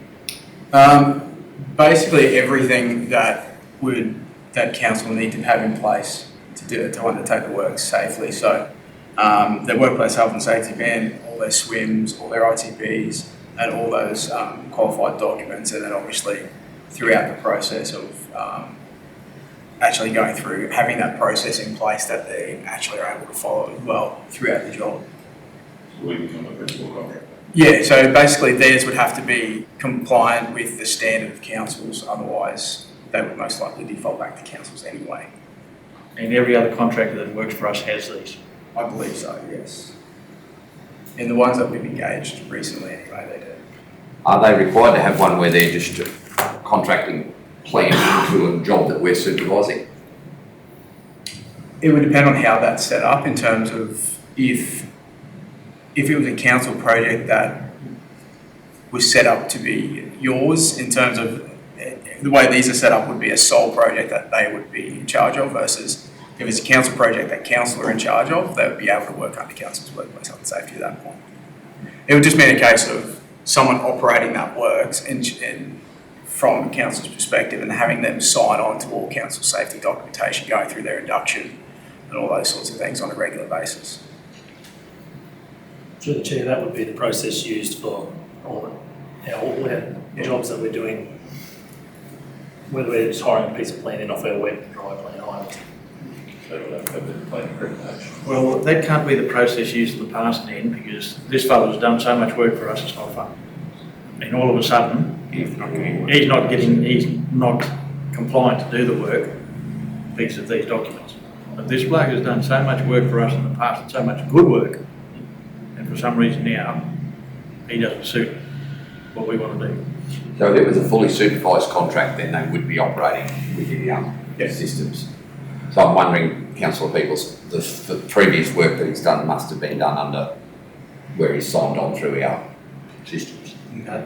If he hasn't That's how lost. he's engaged.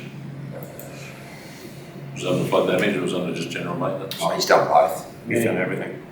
There'd be no contractor on our panel have worked for longer in that area than Ballard Investments. He worked for the Aramac Council, that's how far back he goes. And Jericho. And Jericho. And Jericho. And probably Barkle.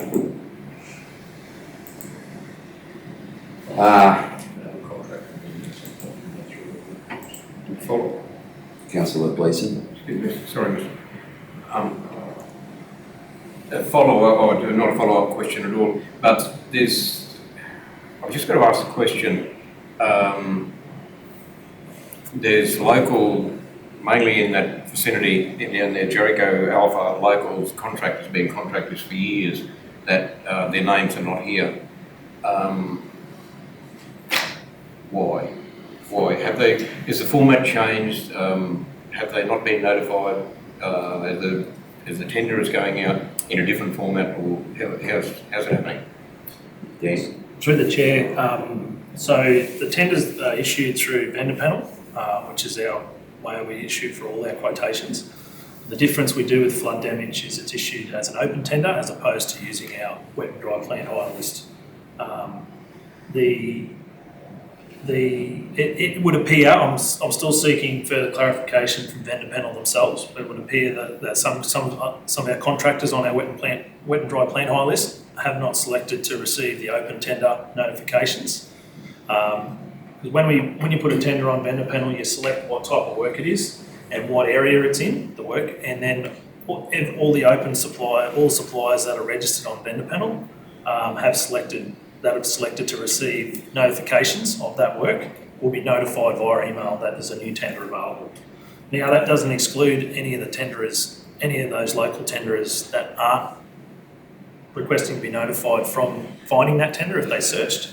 It's just a case of they weren't notified. And this come to light to us, and I have noted it in the report, that after the closure of the tender, and we did notice that as well, and some engagement from our officers with those local contractors as to why they didn't submit a tender, and they indicated they weren't aware. And this is, unfortunately, because the tender is closed, while there is options available, the way we structured the tender, we're quite flexible in the way that we can, what options council does have.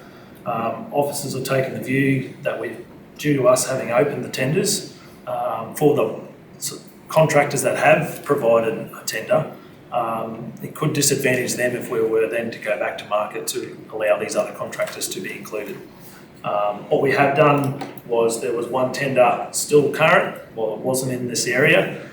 We have extended that tender for a further 3 weeks to allow them to be notified of that and consider that if that was an option for them to submit a tender. But for these ones, the officers have taken the view that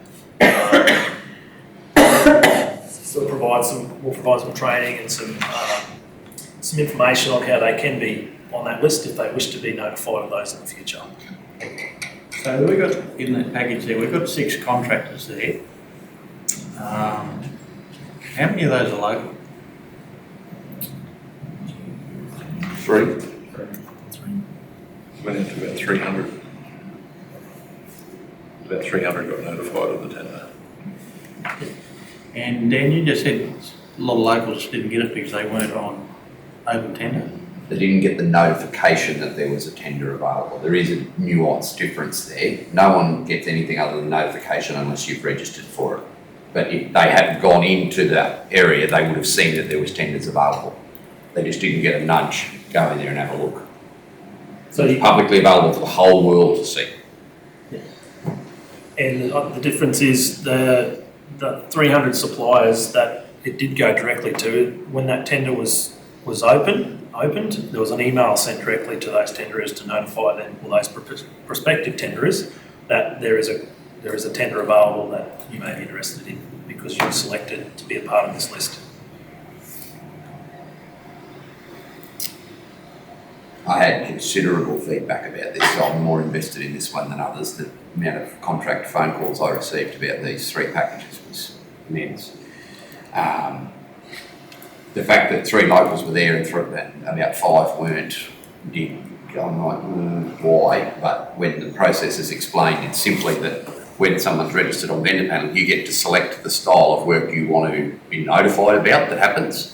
You can see all work that's available, but you only get notified about the stuff that you tick the box for. And this style of road maintenance / construction was something that they hadn't ticked the box for. Predominantly, it would appear from their own admission that they ticked the box for plant hire. So in the past, where we've been putting it for them to have a look at, they've understood and they've seen it. Not always, would appear. I had a look at some flood packages that have been issued back for the 2020 round and things like that, and these suppliers were in the same situation. Yeah, look, I'm uncomfortable with this. We've always had a try and help our local contractors, and it's been ever since I've been on council, that's been something that we've pushed here as a council. And for our local contractors, somehow through how we're putting it on vendor panel, not to get the opportunity, doesn't sit well with me. I think we need to find a way that they do get to find it and get the opportunity to quote. That's 100% right. The problem is it's not how we put it on there, it's easy how they registered or didn't register themselves. But I agree with you that the problem is once the tender wasn't uncovered until the tenders were open. So then you're disadvantaging the 3 locals that did tender by putting it back there again when the tenders are now public knowledge. So those tenderers that are local that have bid for the work have got just as big a right to disadvantageous because the others were never excluded. It was always available for them. Who are the 3 locals? Ballard, Horman and Welsh. And Hannay, if you look down the next one as well, there's 4, sorry. Hannay and Co. I'm not sure, I just don't imagine Durack Civil, NQX Mating or VE Group are local. Richard, would I be correct? They wouldn't fit our definition. No, definitely not. The other thing I'd ask,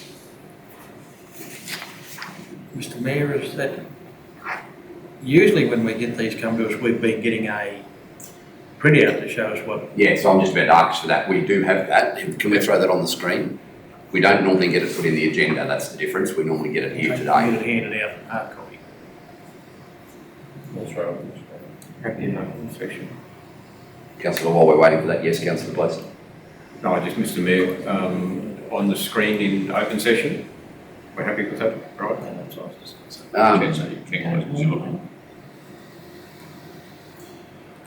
If you wish to close council, as I'm in your hands, I hate closing the meeting for something like this when we need to hold a public light to what's going on, but there are contract figures here, so you could close it under section 254G, J, sorry, if you wish to.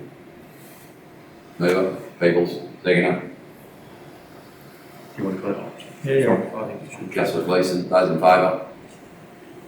5-0, meeting closed.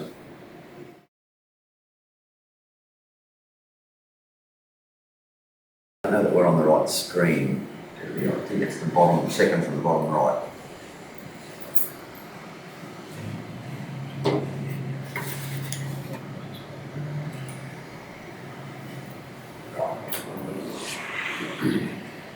Officer's recommendation, the council accepts flood damage package 4, 5 and 6. And that we authorise the CEO to enter into a contract, negotiate and finalise all matters in relation to the execution of the contract ordered in 1, 2 and 3. Do I have a mover? Councillor Hanson. Do I have a seconder? Councillor Rogers. Bate.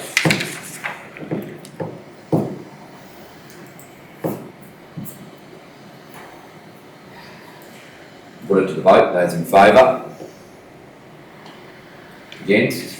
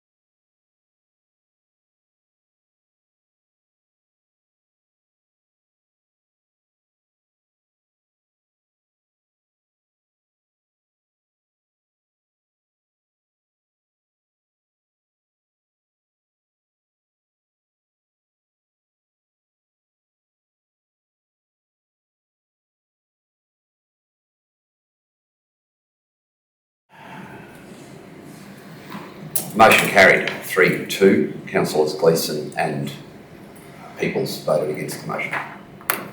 We will adjourn for lunch.